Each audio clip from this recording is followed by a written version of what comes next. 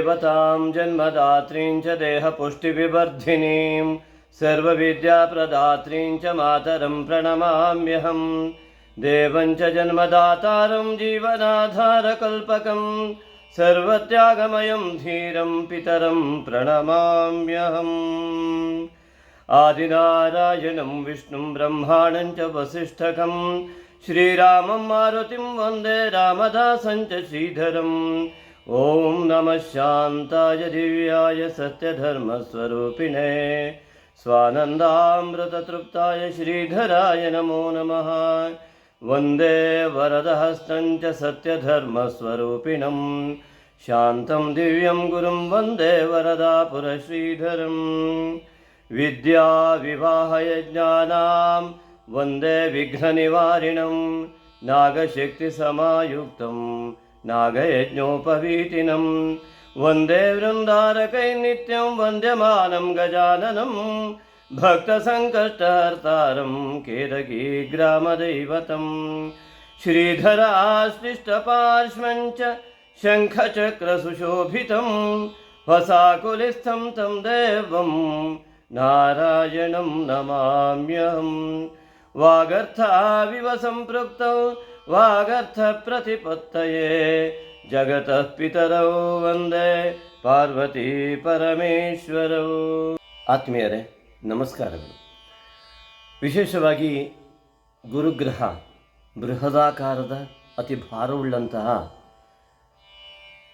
ನಮ್ಮ ಸೌರ ವ್ಯೂಹದ ಅತಿ ದೊಡ್ಡ ಗ್ರಹ ಹಾಗೂ ಜಾತಕ ಚಕ್ರಗಳ ಮೂಲಕವಾಗಿ ಸೂಚಿಸುವಂತಹ ನಮ್ಮ ಪುಣ್ಯಾಂಶವನ್ನು ಸೂಚಿಸುವಂತಹ ಮತ್ತು ನಮ್ಮ ಗುರು ಹಿರಿಯರ ಒಂದು ಸತ್ವವನ್ನು ತೋರಿಸ್ತಕ್ಕಂತಹ ನಮ್ಮ ಜೀವನದಲ್ಲಿ ನಮ್ಮ ಪುಣ್ಯಾಂಶವನ್ನು ನಮ್ಮ ಜಾತಕ ಚಕ್ರದಲ್ಲಿ ಸೂಚಿಸುವಂತಹ ನಮ್ಮ ಎಲ್ಲ ದೋಷಗಳನ್ನು ಕೂಡ ಸಂಪೂರ್ಣ ನಿವಾರಣೆ ಆಗಲು ಆತ್ಮಬಲವನ್ನು ಆತ್ಮಜ್ಞಾನವನ್ನು ಹೆಚ್ಚು ಮಾಡ್ತಕ್ಕಂತಹ ಆತ್ಮಜ್ಞಾನ ಸಾಕ್ಷಾತ್ಕಾರಕ್ಕೆ ಸಹಕಾರವಾಗುವಂತಹ ಆ ಮಹಾಗುರು, ಈ ಗುರುವಿನ ಒಂದು ಬದಲಾವಣೆ ಸೌರವ್ಯೂಹದಲ್ಲಿ ವೃಷಭ ರಾಶಿಗೆ ಗುರುವಿನ ಪ್ರವೇಶ ಉಂಟಾಗ್ತಾ ಇದೆ. ಅಂದರೆ ಬ್ರಹ್ಮಾಂಡದಲ್ಲಿ ಒಂದು ಬದಲಾವಣೆ ಆಗ್ತಾ ಇದೆ.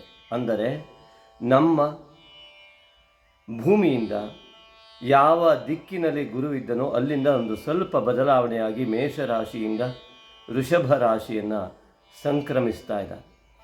ಇಂತಹ ಗುರುವಿನ ಬದಲಾವಣೆಯಿಂದ ಯಾವ ಯಾವ ರಾಶಿಯವರಿಗೆ ಯಾವ ರೀತಿಯಾದಂತಹ ವ್ಯತ್ಯಾಸಗಳಾಗ್ಬೋದು, ಫಲಗಳು ಉಂಟಾಗ್ಬೋದು. ಮತ್ತು ನಮ್ಮ ಜೀವನದಲ್ಲಿ ನಮ್ಮ ಆತ್ಮಬಲದ ಮುಂದೆ ಮನೋಬಲವೂ ಅಲ್ಲ. ಮನೋಬಲಕ್ಕೆ ಸಂಪೂರ್ಣವಾಗಿ ಸಹಕಾರ ಕೊಡುವಂಥದ್ದು ಆತ್ಮಬಲ. ಆತ್ಮಬಲಕ್ಕೆ ಸಂಬಂಧಪಟ್ಟಂಥ ಈ ಗುರುಗ್ರಹದ ಬದಲಾವಣೆ ಯಾವ ಯಾವ ರಾಶಿಯವರಿಗೆ ಯಾವ ಯಾವ ರೀತಿಯಲ್ಲಿ ಬದಲಾವಣೆಯನ್ನು ಉಂಟು ಮಾಡ್ತದೆ ಮತ್ತು ಆ ಬದಲಾವಣೆ ಆದಾಗ ಜೀವನದಲ್ಲಿ ಏನು ಏರುಪೇರುಗಳು ಆಗಬಹುದು, ಎಷ್ಟು ಒಳ್ಳೆಯದಾಗ್ಬೋದು, ಎಷ್ಟು ನಮ್ಮ ಪುಣ್ಯಾಂಶವನ್ನು ಹೆಚ್ಚಿಸಿಕೊಳ್ಳುವ ಅನಿವಾರ್ಯತೆ ಉಂಟಾಗ್ಬೋದು ಮತ್ತು ಎಷ್ಟರ ಮಟ್ಟಿಗೆ ಈ ಒಂದು ವರ್ಷಗಳ ಕಾಲ ವೃಷಭ ರಾಶಿಯಲ್ಲಿರುವ ಗುರುವಿನಿಂದ ಯಾವ ಯಾವ ರಾಶಿಯವರು ಯಾವ ರೀತಿ ಇದ್ದಾಗ ಅದಕ್ಕೆ ಸೂಕ್ತವಾದಂತಹ ಜೀವನದ ಬೆಳವಣಿಗೆ ಸಹಕಾರವಾಗಬಹುದು ಎಂಬ ಒಂದು ಚಿಂತನೆಯನ್ನಿಟ್ಟುಕೊಂಡು ಈ ಗುರುಗ್ರಹದ ಬದಲಾವಣೆ ಜೀವನದ ಅತಿ ಮುಖ್ಯ ಬದಲಾವಣೆ. ಯಾರಿಗೆ ಮನೋಬಲ ಹೆಚ್ಚಿಸ್ತಾ ಹೋಗ್ತದೆಯೋ ಅದು ಒಂದು ಬದಲಾವಣೆ. ಆದರೆ ಆತ್ಮಬಲ ಇನ್ನೂ ಹೆಚ್ಚಾಗ್ತಾ ಹೋದಾಗ ಅದು ಅತಿ ದೊಡ್ಡ ಬಲವೆಂಬುದಾಗಿ ಪರಿಗಣಿಸಲ್ಪಡ್ತದೆ. ಜೀವನದಲ್ಲಿ ಅತಿ ಹೆಚ್ಚಿನ ಯಶಸ್ಸಿನ ಮಾರ್ಗವಾಗ್ತದೆ. ಮಿತ್ರರೇ, ಆತ್ಮೀಯರೇ, ಸೋಹಂ ಭಾವೇನ ಪೂಜೆಯೇತ್ ಎಂಬುದಾಗಿ ಹೇಳ್ತಾರೆ. ಅವನೇ ನಾನು ಎಂಬುದಾಗಿ ಭಾವಿಸಿಕೊಂಡು ಪೂಜೆ ಮಾಡಬೇಕು ಎಂಬುದಾಗಿ. ಹಾಗಾಗಿ ಈ ಒಂದು ಭಾವವನ್ನು ಇಟ್ಟುಕೊಂಡು ಚಿಂತನೆಯನ್ನು ಮಾಡಿದಾಗ ಗುರುಗ್ರಹದ ಬದಲಾವಣೆಯಾದಾಗಲೂ ಕೂಡ ನಮ್ಮಲ್ಲಿ ಆ ಸೋಹಂ ಭಾವೇನ ಪೂಜೆಯತನ್ನು ಎಷ್ಟರ ಮಟ್ಟಿಗೆ ನಾವು ಕಲ್ಪಿಸಿಕೊಳ್ಳಿಕ್ಕೆ ಸಾಧ್ಯ ಇದೆ ಎನ್ನುವುದು ಒಂದು ವಿಷಯವಾಗ್ತದೆ.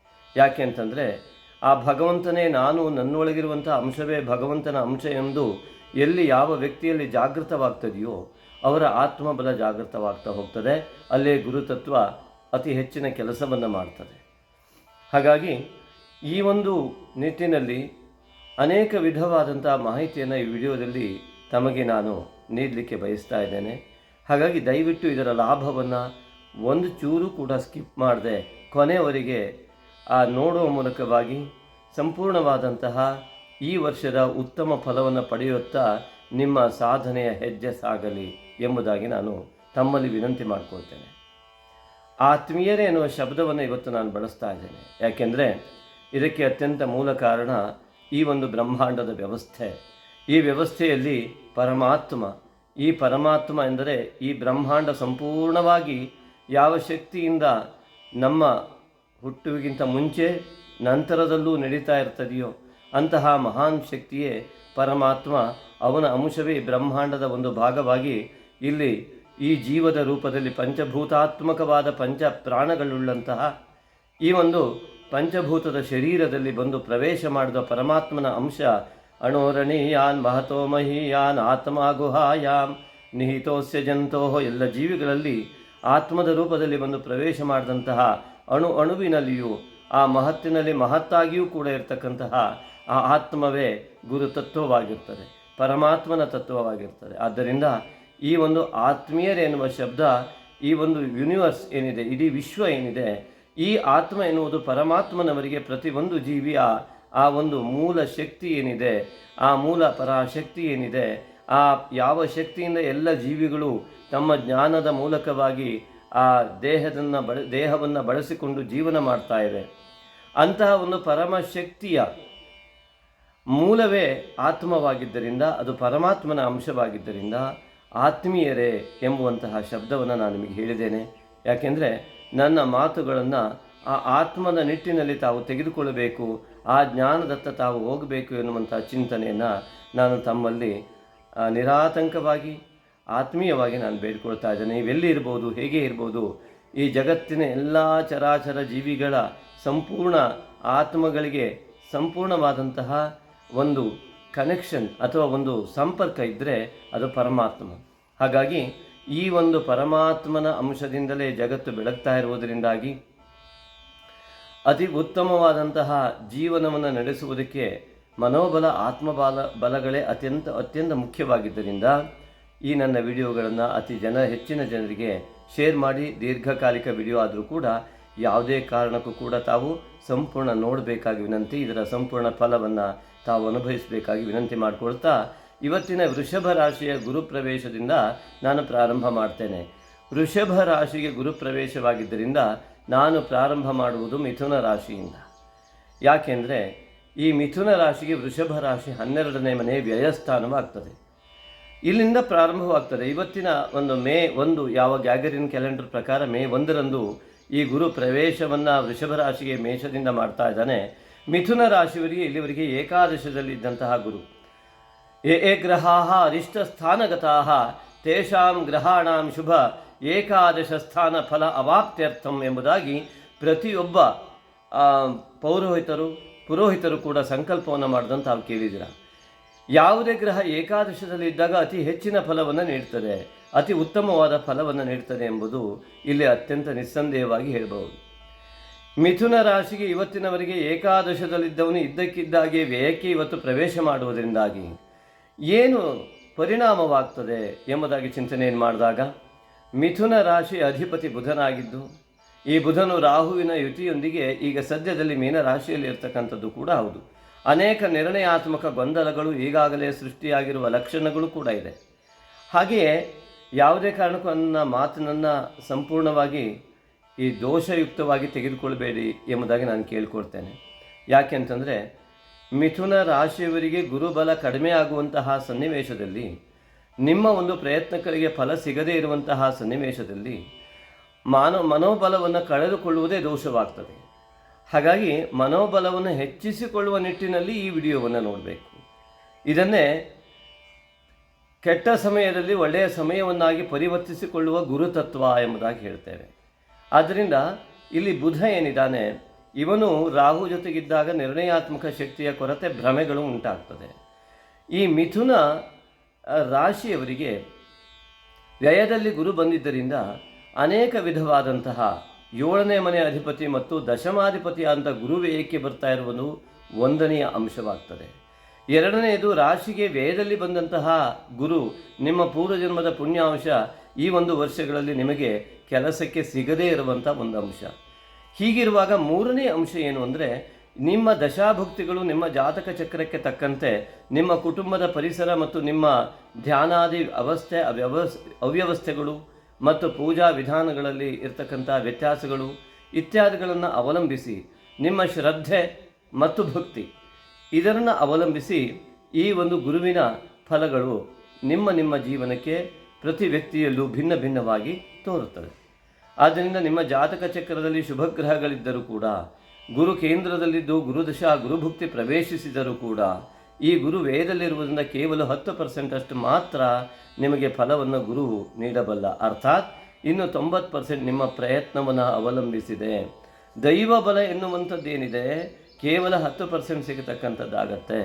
ಹಾಗಾಗಿ ಇನ್ನು 90% ನಿಮ್ಮ ವೈಯಕ್ತಿಕ ಪ್ರಯತ್ನ ಬೇಕು ಎನ್ನುವುದು. ಉದಾಹರಣೆಗೆ ಒಂದು ವಿದ್ಯಾರ್ಥಿ ಇದ್ದಾನೆ, ಅವನು ಸಾಧಾರಣವಾಗಿ 4 ತಾಸು ಓದಿದರೆ ಅವನು ರ್ಯಾಂಕ್ ಬರ್ತಿದ್ದ ಅಂತ ಆದರೆ ಮಿಥುನ ರಾಶಿಯವನು ಈಗ 4 ತಾಸಲ್ಲ 8 ತಾಸು ಓದುವಂಥ ಅನಿವಾರ್ಯತೆ ತಾನಾಗಿ ಸೃಷ್ಟಿಯಾಗ್ತದೆ ಅದೇ ಮಾರ್ಕ್ಸನ್ನು ತೆಗೆದುಕೊಳ್ಳುವುದಕ್ಕೆ.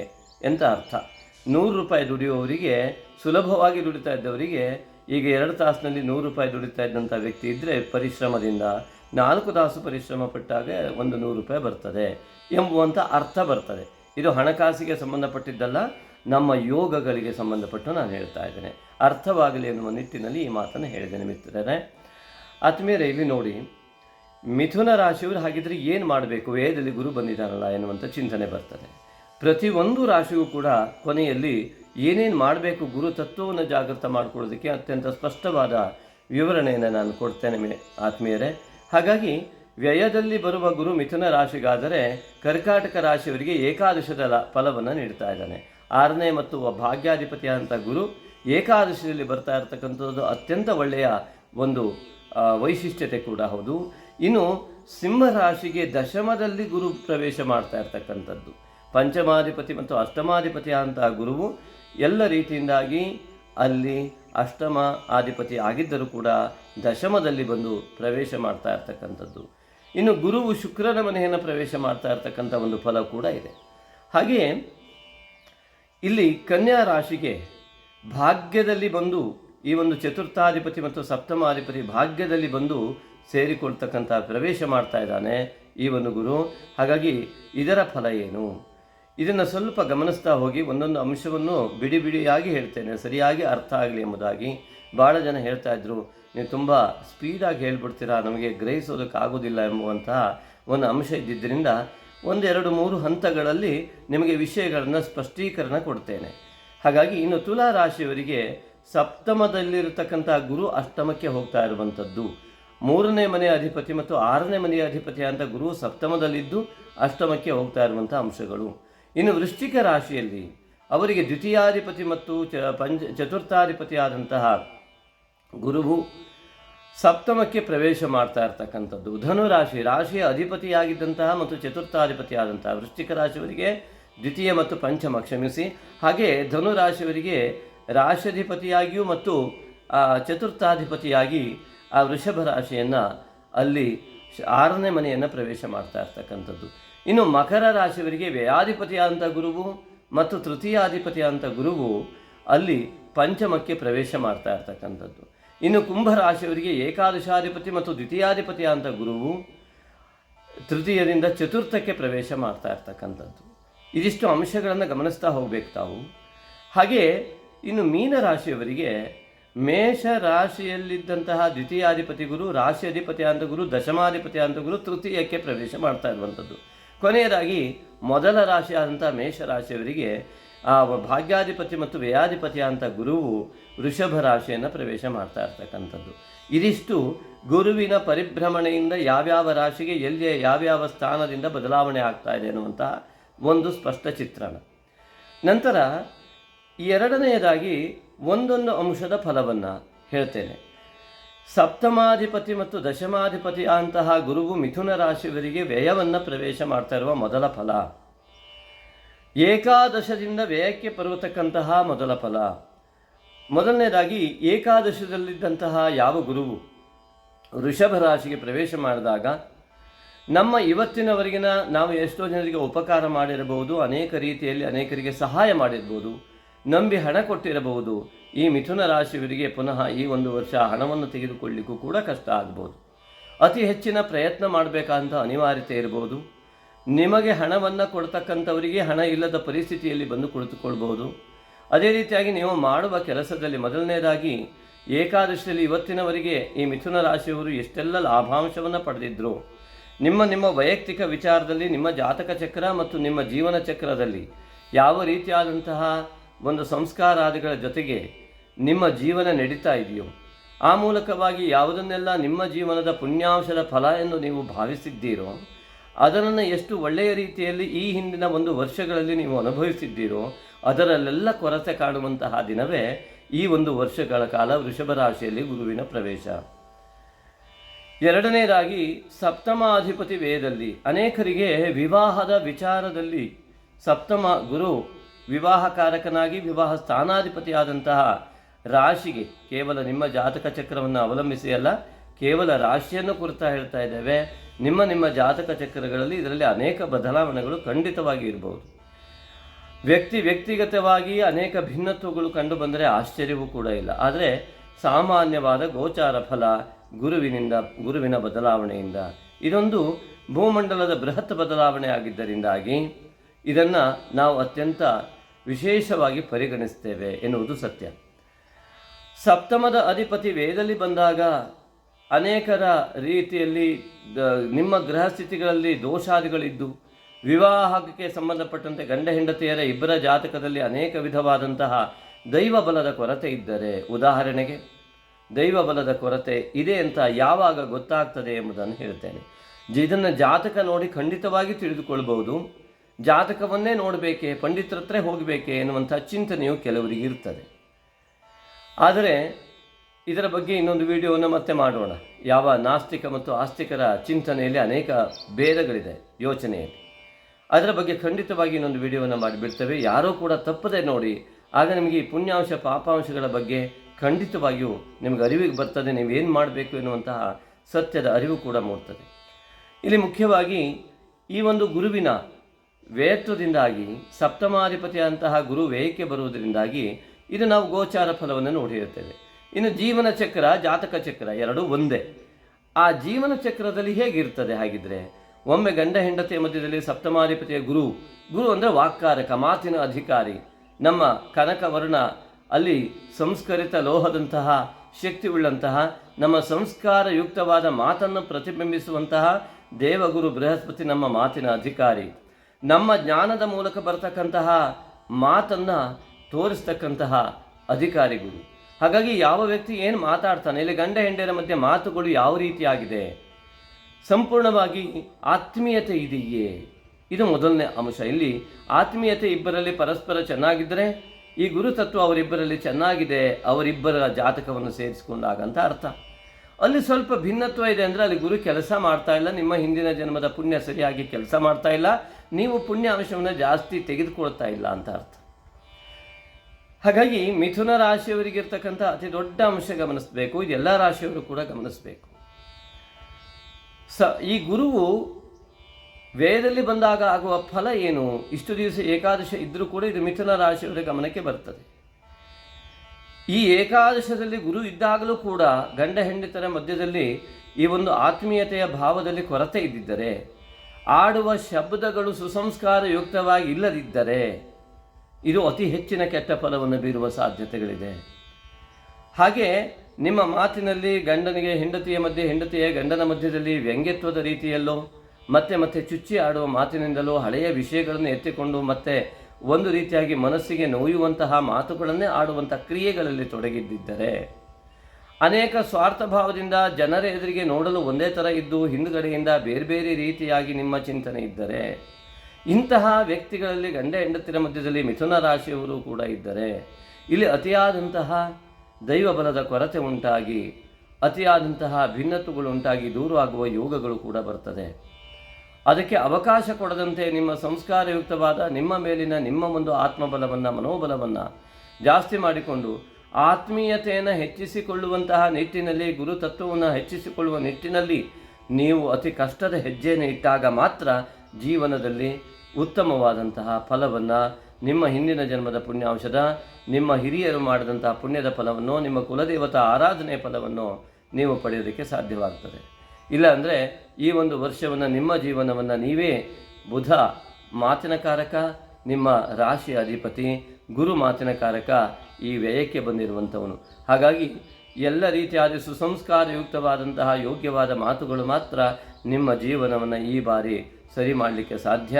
ನಿಮ್ಮಲ್ಲಿಯೇ ಒಬ್ಬ ಗಂಡ ಏನು ಹೇಳ್ದ, ಅಥವಾ ಕೆಲಸದ ಜಾಗದ ಅಧಿಪತಿ ಕೂಡ ಗುರು, ಆ ಕೆಲಸ ಜಾಗದಲ್ಲಿ ಯಾರೋ ಏನೋ ಮಾತಾಡಿದ್ರು, ಅದನ್ನು ಸ್ವೀಕರಿಸುವ ರೀತಿಯೇ ನಿಮ್ಮದು ತಪ್ಪಾಗಿ ಹೋಯಿತು, ಮನೋಬಲ ಕುಗ್ಗುತ್ತಾ ಹೋಯಿತು, ಇಲ್ಲಿ ಇವತ್ತು ಜಾಬ್ ಮಾಡೋದಿಲ್ಲ ಎನ್ನುವ ಜಾಬ್ ಬಿಡುವಂಥ ಯೋಗಗಳು ಕಂಡು ಬರ್ತದೆ. ಈ ಒಂದು ವಿಚಾರದಲ್ಲಿ ಮಿಥುನ ರಾಶಿಯವರು ಅತ್ಯಂತ ಎಚ್ಚರಿಕೆಯನ್ನು ವಹಿಸಲೇಬೇಕಾದ ಅಗತ್ಯ ಇದೆ. ಇದನ್ನು ಅತಿ ಹೆಚ್ಚಿನ ಫಲಕ್ಕಾಗಿ ನಾವು ಇನ್ನೇನು ಮಾಡಬೇಕು ಎಂಬುದಾಗಿ ಮತ್ತೆ ಹೇಳ್ತೇವೆ. ಅದೇ ರೀತಿಯಾಗಿ ನಾವು ಮಿಥುನ ರಾಶಿ ಆದಮೇಲೆ ಕರ್ಕಾಟಕ ರಾಶಿಯವರಿಗೆ ಏಕಾದಶಿಯಲ್ಲಿ ಬರತಕ್ಕಂಥದ್ದು, ಇವತ್ತಿನ ದಶಮದಲ್ಲಿದ್ದಂತಹ ನಿಮ್ಮ ಕೆಲಸದ ಯೋಗದಲ್ಲಿ ಏನೇನೆಲ್ಲ ಶ್ರದ್ಧಾಭಕ್ತಿಯುಕ್ತವಾಗಿ ನೀವು ಕೆಲಸವನ್ನು ಚಾಚು ತಪ್ಪದೆ ನಿರ್ವಹಿಸಿದಿರೋ ಅದರ ಪುಣ್ಯ ಫಲವನ್ನು, ಅದರ ಉತ್ಕೃಷ್ಟ ಫಲವನ್ನು ಪಡೆಯುವಂಥ ಈ ಒಂದು ವರ್ಷ ನಿಮ್ಮದಾಗತ್ತೆ. ಇನ್ನು ಸಿಂಹರಾಶಿಯವರಿಗೆ ಪಂಚಮಾಧಿಪತಿ ಮತ್ತು ಅಷ್ಟಮಾಧಿಪತಿ ಅಂಥವನು ದಶಮಕ್ಕೆ ಬಂದಾಗ ಈ ನಿಮ್ಮ ಮಕ್ಕಳ ವಿಚಾರದಲ್ಲಿ ಹಾಗೂ ನಿಮ್ಮ ಉದ್ಯೋಗದ ವಿಚಾರದಲ್ಲಿ ಉನ್ನತಿಯ ಯೋಗಗಳು ಕೂಡ ಕಂಡು ಬರ್ತದೆ. ಒಳ್ಳೆಯ ಜಾಬ್ ಸಿಗುವಂಥ ಯೋಗಗಳು ಕೂಡ ಕಂಡು ಬರ್ತದೆ. ಇದು ನಿಮ್ಮನ್ನು ಅವಲಂಬಿಸಿ, ನಿಮ್ಮ ಚಿಂತನೆಯನ್ನು ಅವಲಂಬಿಸಿ, ನಿಮ್ಮ ಪ್ರಯತ್ನವನ್ನು ಅವಲಂಬಿಸಿ, ನಿಮ್ಮ ಜ್ಞಾನಮಟ್ಟವನ್ನು ಅವಲಂಬಿಸಿ ಈ ಯೋಗಗಳು ನಿಮಗೆ ಕೈಗೂಡ್ತವೆ. ಹಾಗಾಗಿ ನಿಮ್ಮ ಜೀವನ ಚಕ್ರದಲ್ಲಿ ನಿಮ್ಮ ಜಾತಕ ಚಕ್ರದ ಪರಿಶೀಲನೆಯಿಂದ ಅತಿ ಸುಲಭವಾಗಿ ತಿಳಿಯಬಹುದು. ಇಲ್ಲ ನಿಮ್ಮ ಜೀವನವನ್ನೇ ನೀವು ಸರಿಯಾಗಿ ಕುಳಿತುಕೊಂಡು ನೀವು ಬಂದಂಥ ದಾರಿ, ನಿಮ್ಮ ಸಂಸ್ಕಾರ ನಾನೇ ಸರಿ ಎನ್ನುವುದನ್ನು ಬಿಟ್ಟು ಈ ಒಂದು ಆ ಕಡೆ ಈ ಕಡೆ ಬುದ್ಧಿಗೆ ಕೆಲಸವನ್ನು ಕೊಟ್ಟು ನಿಮ್ಮಿಂದಾಗುವ ದೋಷಗಳನ್ನು ಸರಿಯಾಗಿ ತಿದ್ದಿಕೊಂಡು ಹೋದಾಗ ಜಾತಕ ಚಕ್ರ ಯಾವುದೇ ಪಂಡಿತರ ಅಗತ್ಯ ಖಂಡಿತ ಇರೋದಿಲ್ಲ. ಆದರೆ ಜಾತಕ ಚಕ್ರವನ್ನು ಪರಿಶೀಲನೆ ಮಾಡಿದಾಗ, ಸರಿಯಾದ ಪಂಡಿತರಿಂದ ಮಾರ್ಗದರ್ಶನ ಸಿಕ್ಕಾಗ ಅತಿ ಸುಲಭವಾಗಿ ನಿಮಗೆ ದಾರಿ ಸಿಗ್ತದೆ ಎನ್ನುವುದು ಸತ್ಯ. ಅದೇ ರೀತಿಯಾಗಿ ಇನ್ನು ಕನ್ಯಾ ರಾಶಿಯವರಿಗೆ ಆ ಚತುರ್ಥಾಧಿಪತಿ ಸುಖಾಧಿಪತಿಯು, ಆ ಒಂದು ಸಪ್ತಮಾಧಿಪತಿಯು ಭಾಗ್ಯಕ್ಕೆ ಬರುವಂಥದ್ದು, ವಿವಾಹದ ಯೋಗಗಳಲ್ಲಿ ಅತ್ಯುನ್ನತವಾದ ಯೋಗಗಳನ್ನು ಕೊಡ್ತಾನೆ. ಆದರೆ ಈಗಿನ ಪ್ರಸ್ತುತ ಸ್ಥಿತಿಯಲ್ಲಿ ಲಗ್ನದಲ್ಲಿಯೇ ಕೇತು, ಸಪ್ತಮ ರಾಹು ಕೂಡ ಇದ್ದು ಲಗ್ನಾಧಿಪತಿ ಆ ರಾಹುವಿನ ಯುತಿಯನ್ನು ಹೊಂದಿದ್ದರಿಂದ ನಿರ್ಣಯಾತ್ಮಕ ಶಕ್ತಿಯ ಕೊರತೆಗಳು ಕೂಡ ಕಂಡುಬರ್ತದೆ. ಅದರಂತೆ ನಿಮ್ಮ ಜಾತಕ ಚಕ್ರದ ಫಲದ ಮೇಲೂ ಕೂಡ ವ್ಯತ್ಯಾಸ ಆಗ್ತದೆ. ಆದರೂ ಕೂಡ ನಿಮ್ಮ ಕುಲದೇವತೆಯ ಆರಾಧನೆಯ ಫಲ, ನಿಮ್ಮ ಪಿತೃವರ್ಗ ಮಾತೃವರ್ಗದ ಆ ಆಶೀರ್ವಾದ ಬಲವು ಈ ಒಂದು ವರ್ಷದಲ್ಲಿ ಈ ಗುರುವಿನ ಮೂಲಕ ನಿಮಗೆ ಸಿಗ್ತದೆ ಎನ್ನುವುದು ಅತ್ಯಂತ ಸಂತೋಷದ ವಿಚಾರ. ಅದಕ್ಕೆ ಪೂರಕವಾಗಿ ನೀವಿದ್ದಾಗ ಮಾತ್ರ ಇದನ್ನು ಗಮನಿಸ್ಕೊಳ್ಳಿ. ನಮಗೆ ಎಲ್ಲವೂ ಕೂಡ ಸಿಗಬಹುದು, ಅದಕ್ಕೆ ಪೂರಕವಾಗಿ ನಾವು ಎಷ್ಟರ ಮಟ್ಟಿಗೆ ಇದ್ದೇವೆ ಎನ್ನುವಂಥದ್ದು ಅತಿ ಸೂಕ್ಷ್ಮವಾದಂತಹ ವಿಚಾರ. ಅದನ್ನು ನೀವು ಗಮನಿಸ್ಕೊಂಡು ಹೋದರೆ ಕನ್ಯಾ ರಾಶಿಯವರಿಗೆ ಅತ್ಯಂತ ಉತ್ತಮವಾದಂತಹ ಈ ಒಂದು ವರ್ಷವಾಗ್ತದೆ. ಹಾಗೆ ಇನ್ನು ತುಲಾ ರಾಶಿಯವರಿಗೆ ಸಪ್ತಮದಲ್ಲಿ ಈ ತೃತೀಯಾಧಿಪತಿ ಮತ್ತು ಯಾವ ಸಹೋದರರ ಸಹಕಾರ ಸಿಗ್ತಾ ಇತ್ತೋ, ತೃತೀಯಾಧಿಪತಿ ಅಷ್ಟಮಕ್ಕೆ ಹೋಗೋದ್ರಿಂದ ಸಹೋದರರಿಂದ ಪೀಡೆ ಆಗ್ತಾ ಇದ್ದರೆ, ಸಹೋದರ ಸ್ಥಾನದ ಅಧಿಪತಿ ಅಷ್ಟಮಕ್ಕೆ ಹೋಗೋದ್ರಿಂದ ಸಹೋದರನು ದುರ್ಬಲ ಆಗುತ್ತಾನೆ, ಅವನ ಪೀಡೆಗಳು ಕಡಿಮೆ ಆಗ್ತದೆ.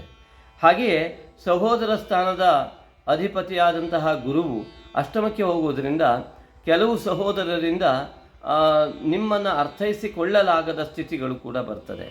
ಹಾಗೆ ಇನ್ನು ನೇರವಾಗಿ ಸಪ್ತಮದಲ್ಲಿರುವಂಥ ಗುರು ಅಷ್ಟಮಕ್ಕೆ ಹೋಗುವುದರಿಂದಾಗಿ ಗಂಡ ಹೆಂಡರ ಮಧ್ಯದಲ್ಲಿ ಯಾವ ಆತ್ಮೀಯತೆಯ ಪ್ರಭಾವ ಜಾಸ್ತಿ ಇತ್ತು ಅದರ ವಲಯ ಕಡಿಮೆ ಆಗುವಂಥ ಲಕ್ಷಣಗಳಿರ್ತದೆ.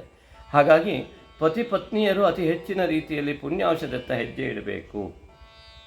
ಪರಸ್ಪರ ನಂಬಿಕೆ ವಿಶ್ವಾಸಗಳೊಂದಿಗೆ, ಉತ್ತಮವಾದ ಶಬ್ದಗಳೊಂದಿಗೆ ಮನಸ್ತಾಪವನ್ನು ಮಾಡಿಕೊಳ್ಳದೆ ಅತಿ ಉತ್ತಮವಾದಂತಹ ಆತ್ಮಬಲ ಜಾಗೃತಿ ಮಾಡ್ತಕ್ಕಂತಹ ವಿಷಯಗಳನ್ನು ಡಿಸ್ಕಷನ್ ಮಾಡಬೇಕು. ಆ ಮನೋಬಲ ವೃದ್ಧಿ ಆಗ್ತಕ್ಕಂಥ ಇಬ್ಬರು ಕೂಡ ಪರಸ್ಪರ ಹೇಗೆ ಯಾವುದೋ ಒಂದು ಕಡೆ ಬ್ರಿಡ್ಜನ್ನು ದಾಟುವಾಗ ಸಣ್ಣದೊಂದು ಬ್ರಿಡ್ಜ್ ದಾಟಬೇಕು, ಆಗ ಒಬ್ಬರನ್ನ ಕೈ ಹಿಡಿದು ಇಬ್ಬರು ಕೈ ಹಿಡ್ಕೊಂಡು ಹೋಗುವಾಗ ಒಬ್ಬರ ಬ್ಯಾಲೆನ್ಸ್ ತಪ್ಪಬಾರ್ದು ಅಂತ ಹೇಗೆ ಹೋಗ್ತೀವೋ, ಹಾಗಾಗಿ ಸಪ್ತಪದಿ ತುಳಿಯುವಾಗ ನೀವೇನು ಯಾವ ರೀತಿಯಾಗಿ ಕೈ ಹಿಡ್ಕೊಂಡು ಮುನ್ನಡೆದಿದ್ದೀರೋ ಆ ರೀತಿಯಲ್ಲಿ ಸಣ್ಣ ಪುಟ್ಟ ಲೋಪದೋಷಗಳನ್ನು ಎತ್ತಿ ಹಿಡಿಯದೆ ಇಬ್ಬರು ಆಗೋಯ್ತು ಎಂಬುದಾಗಿ ಚಿಂತನೆಯನ್ನು ಮಾಡಿಕೊಂಡು ತಮ್ಮ ಆತ್ಮಬಲವನ್ನು ಜಾಗೃತ ಮಾಡಿಕೊಳ್ತಾ ನಾವು ಹೀಗೆ ಇರಬೇಕು ಅಂತ ಇಬ್ಬರೂ ಕೂಡ ನಿರ್ಧಾರ ಮಾಡ್ತಾ ಹೋದಾಗ ನೀವು ಸಂಪೂರ್ಣ ಯಶಸ್ಸಾಗ್ತದೆ ನಿಮಗೆ. ಇನ್ನು 6ನೇ ಮನೆ ಅಧಿಪತಿಯಾದಂಥ ಗುರು ಅಷ್ಟಮಕ್ಕೆ ಹೋಗಿದ್ದರಿಂದ ನಿಮ್ಮ ಮೇಲೆ ಆಗ್ತಾ ಇರ್ತಕ್ಕಂತಹ ಯಾವುದಾದರೂ ದೃಷ್ಟಿದೋಷಾದಿಗಳು ಆ 6ನೇ ಮನೆ ಅಧಿಪತಿ ಆಗಿದ್ದರಿಂದಾಗಿ ಅನೇಕ ವಿಧವಾದಂತಹ ಈ ಮಾಟ ಮಂತ್ರಾದಿ ಪ್ರಯೋಗಗಳು ನಡೀತಾ ಇದ್ದರೆ ಅದು ತೃತೀಯಾಧಿಪತಿಯಾಗಿ 6ನೇ ಮನೆ ಅಧಿಪತಿ ಅಂತ ಗುರುವು ನೇರ ದೃಷ್ಟಿಯನ್ನು ಇಟ್ಟಿದ್ದರಿಂದ ಈ ಹಿಂದೆ ಅನೇಕ ಜನರಿಗೆ ಇಂತಹ ದೋಷಗಳು ಉಂಟಾಗಿರುವಂಥದ್ದು ಈ ಒಂದು ವರ್ಷದಲ್ಲಿ ಸಾಧ್ಯತೆಗಳು ಜಾಸ್ತಿ ಇದೆ. ಆದ್ದರಿಂದಾಗಿ 6ನೇ ಮನೆ ಅಧಿಪತಿ ಅಷ್ಟಮಕ್ಕೆ ಹೋಗ್ತಾ ಇರ್ತಕ್ಕಂತಹ ನಿಮ್ಮ ವಿರುದ್ಧ ಮಾಡ್ತಕ್ಕಂಥ ಯಾವುದೇ ಕ್ರಿಯೆಗಳು ನಿಷ್ಫಲವಾಗಿ ಹೋಗ್ತವೆ. ಹಾಗಾಗಿ ನೀವು ಅದರ ಬಗ್ಗೆ ಕೂಡ ಈ ಒಂದು ನಂತರದಲ್ಲಿ ಚಿಂತನೆಯನ್ನು ಬಿಡುವುದು ಒಳ್ಳೆಯದು. ಆ ಗುರುಬಲ ನಿಮ್ಮಲ್ಲಿ ಜಾಗೃತ ಆಗುವಂತಹ ಸ್ಥಿತಿಯನ್ನು ಮಾತ್ರ ನೀವು ಕಾಯ್ದುಕೊಂಡ್ರೆ ಸಾಕು. ನಿಮ್ಮ ಶತ್ರುಗಳು ಸ್ವಾಭಾವಿಕವಾಗಿ ಅಷ್ಟಮಕ್ಕೆ ಹೋಗ್ತಾ ಇದ್ದಾರೆ, ಅರ್ಥಾತ್ ನಿಮ್ಮ ಶತ್ರುಗಳು ಸಂಪೂರ್ಣವಾಗಿ ನಿಮ್ಮ ಒಂದು ಮಾರ್ಗದಿಂದ ದೂರ ಆಗುವಂತಹ ಲಕ್ಷಣಗಳು ಅತಿ ಹೆಚ್ಚಿನದಾಗಿ ಕಂಡುಬರ್ತದೆ ಮಿತ್ರರೇ. ಆದ್ದರಿಂದಾಗಿ ನಿಮ್ಮ ಒಂದು ಯಾವ ದೈವ ಬಲ ಇದೆಯಲ್ಲ, ನಿತ್ಯ ಪೂಜಾ ವಿಧಾನ ಇತ್ಯಾದಿಗಳೆಲ್ಲವೂ ಕೂಡ ನಿಮ್ಮನ್ನು ರಕ್ಷಣೆ ಮಾಡ್ತದೆ. ಹಾಗೆಯೇ ಇನ್ನು ವೃಶ್ಚಿಕ ರಾಶಿಯವರಿಗೆ 6ನೇ ಮನೆಯಲ್ಲಿದ್ದ ಅಧಿಪತಿ, ಆ 2ನೇ ಮನೆಯ ಅಧಿಪತಿ ಮತ್ತು ಪಂಚಮಾಧಿಪತಿ ಅಂತ ಗುರು ಷಷ್ಠದಲ್ಲಿದ್ದ ಸಪ್ತಮಕ್ಕೆ ಹೋಗೋದ್ರಿಂದ ವಿವಾಹಾದಿ ವಿಚಾರಗಳಲ್ಲಿ ಅನೇಕ ವಿಧವಾದ ಗೊಂದಲಗಳಿದ್ದೆ ಬಗೆಹರಿದು ಅದು ಉತ್ತಮವಾದಂತಹ ಫಲ ನೀಡುವಂಥ ಯೋಗ ಇದೆ. ಹಾಗೆಯೇ ಅನೇಕ ವಿಧವಾದ ವಿದ್ಯಾ ಸಾಧನ ಯೋಗ ವಿದ್ಯಾರ್ಥಿಗಳಿಗೆ ಅತ್ಯಂತ ಪ್ರಬಲವಾಗಿ ಬಂದಿದೆ. ಇದನ್ನು ಉಪಯೋಗಿಸಿಕೊಳ್ಳುವಂತಹ ಸಮಯದ ಸದುಪಯೋಗವನ್ನು ಮಾಡಿಕೊಂಡು ನಿಮ್ಮ ಈ ಯೋಗವನ್ನು ಸಂಪೂರ್ಣವಾಗಿ ತೆಗೆದುಕೊಳ್ಳುವ ಅತ್ಯಂತ ದೊಡ್ಡ ಪ್ರಯತ್ನವನ್ನು ಸದಾ ಉತ್ಸಾಹದಿಂದ ನಿಮ್ಮ ಅಧ್ಯಯನವನ್ನು ಮಾಡ್ತಾ ಬಂದರೆ ಈ ವೃಶ್ಚಿಕ ರಾಶಿಯವರು ಅತ್ಯಂತ ದೊಡ್ಡ ಯಶಸ್ಸನ್ನು ಗಳಿಸುವುದಕ್ಕೆ ಎಲ್ಲ ರೀತಿಯಿಂದ ಸಾಧ್ಯ ಈ ಗುರುವಿನಿಂದಾಗಿ. ಇನ್ನು ನಾವು ಒಂದಿಷ್ಟು ಮಾತ್ರ ಈ ವಿಡಿಯೋಗಳಲ್ಲಿ ಹೇಳಲಿಕ್ಕೆ ಸಾಧ್ಯ ಈ ಗುರುವಿನ ಬದಲಾವಣೆಯಿಂದ. ಇನ್ನೂ ಅತಿ ಹೆಚ್ಚಿನ ಬದಲಾವಣೆಯನ್ನು ನಿರೀಕ್ಷೆ ಮಾಡ್ತಾ ಇರ್ತಾರೋ ಅನೇಕ ಇನ್ನೂ ಸೂಕ್ಷ್ಮವಾದ ವಿಚಾರಗಳಿದೆ. ಅದಕ್ಕಾಗಿ ನಮ್ಮನ್ನು ಸಂಪರ್ಕಿಸಬಹುದು. ಏಕೆಂದರೆ ಗಂಟೆಗಟ್ಟಲೆ ಕೂತು ಒಬ್ಬೊಬ್ಬರಿಗೆ ಹೇಳುವಂತಹ ಅಷ್ಟು ವಿಷಯಗಳು ಇಲ್ಲಿದೆ. ಹಾಗಾಗಿ ನಿಮ್ಮ ಜೀವನದ ಅನುಕ್ರಮವನ್ನು ಅನುಸರಿಸಿ ಹೇಳಿದಾಗ ನಿಮ್ಮ ಜೀವನಕ್ಕೆ ಸರಿಯಾದ ರೀತಿಯಲ್ಲಿ ಅದು ಪರಿಣಾಮವನ್ನು ಬೀರ್ತದೆ. ಪ್ರತಿಯೊಂದು ವ್ಯಕ್ತಿಯಲ್ಲಿ ವ್ಯಕ್ತಿತ್ವದ ಭಿನ್ನತೆ ಹೇಗಿದೆಯೋ ಪಾಪ ಪುಣ್ಯಾಂಶಗಳ ಭಿನ್ನತೆ ಆಗಿದೆ, ಫಲಗಳು ಹಾಗೆ ಭಿನ್ನತ್ವವನ್ನು ಹೊಂದಿದೆ.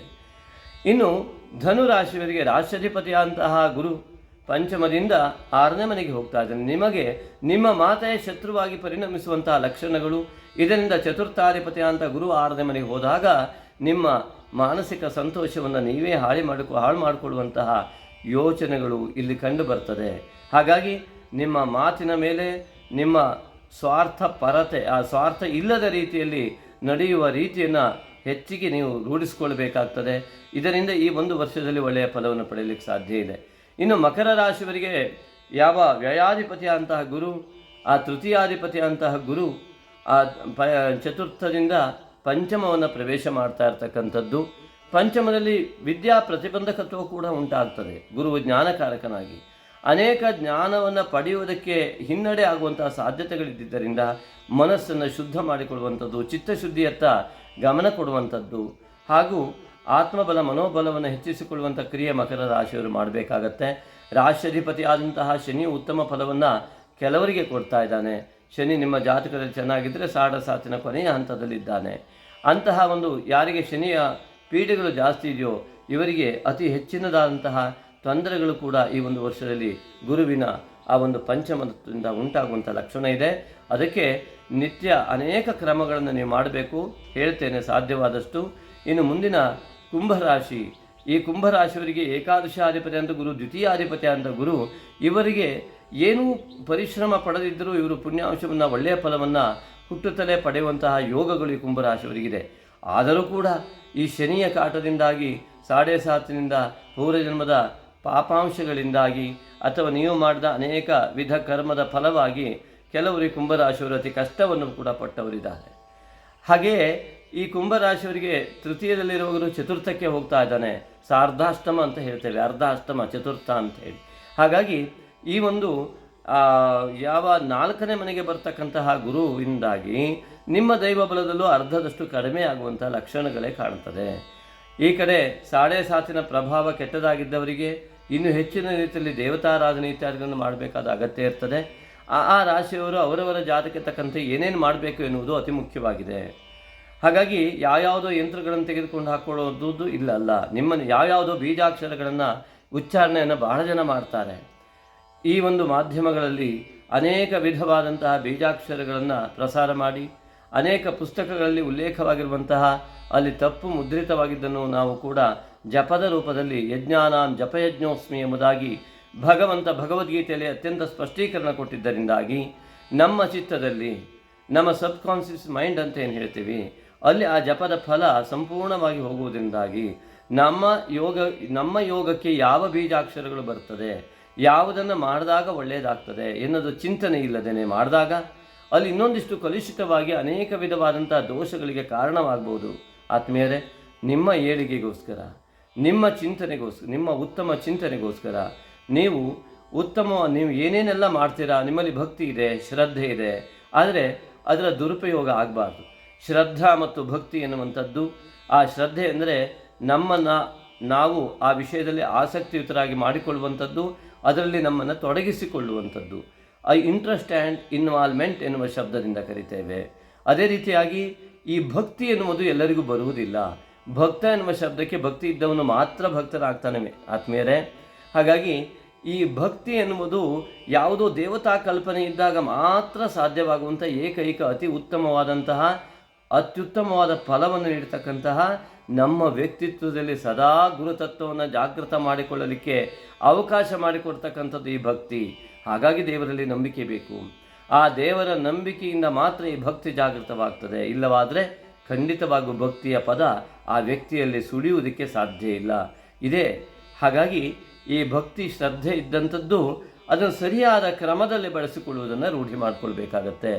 ನಾವು ಹೇಗೆ ಒಂದು ಅಂಗಡಿಗೆ ಹೋದರೆ ನಮ್ಮ ಸೈಜಿನ ಬಟ್ಟೆಯನ್ನು ನಾವು ಹೇಗೆ ತಗೊಳ್ತೇವೆ, ನಮಗೆ ಯೋಗ್ಯವಾದಂಥದ್ದು, ನಮಗೆ ಉತ್ತಮವಾಗಿದ್ದು, ನನಗೆ ಚೆನ್ನಾಗಿ ಕಾಣುವಂತಹ ಕಲರನ್ನು ಹೇಗೆ ಆಯ್ಕೆ ಮಾಡ್ತೇವೆ, ಈ ರೀತಿಯಾಗಿ ನಮ್ಮ ಜಾತಕಕ್ಕೆ ಅನುಗುಣವಾಗಿ ನಮ್ಮ ನಿತ್ಯ ಸಂಸ್ಕಾರಕ್ಕೂ ನಮ್ಮ ಮನಸ್ಸು ಒಪ್ಪುವಂತಹ ಕ್ರಿಯೆಗೆ ಯೋಗ್ಯವಾದಂತಹ ಮಂತ್ರಾದಿಗಳ ಉಚ್ಚಾರಣೆ ಆಗಬೇಕಾಗ್ತದೆ.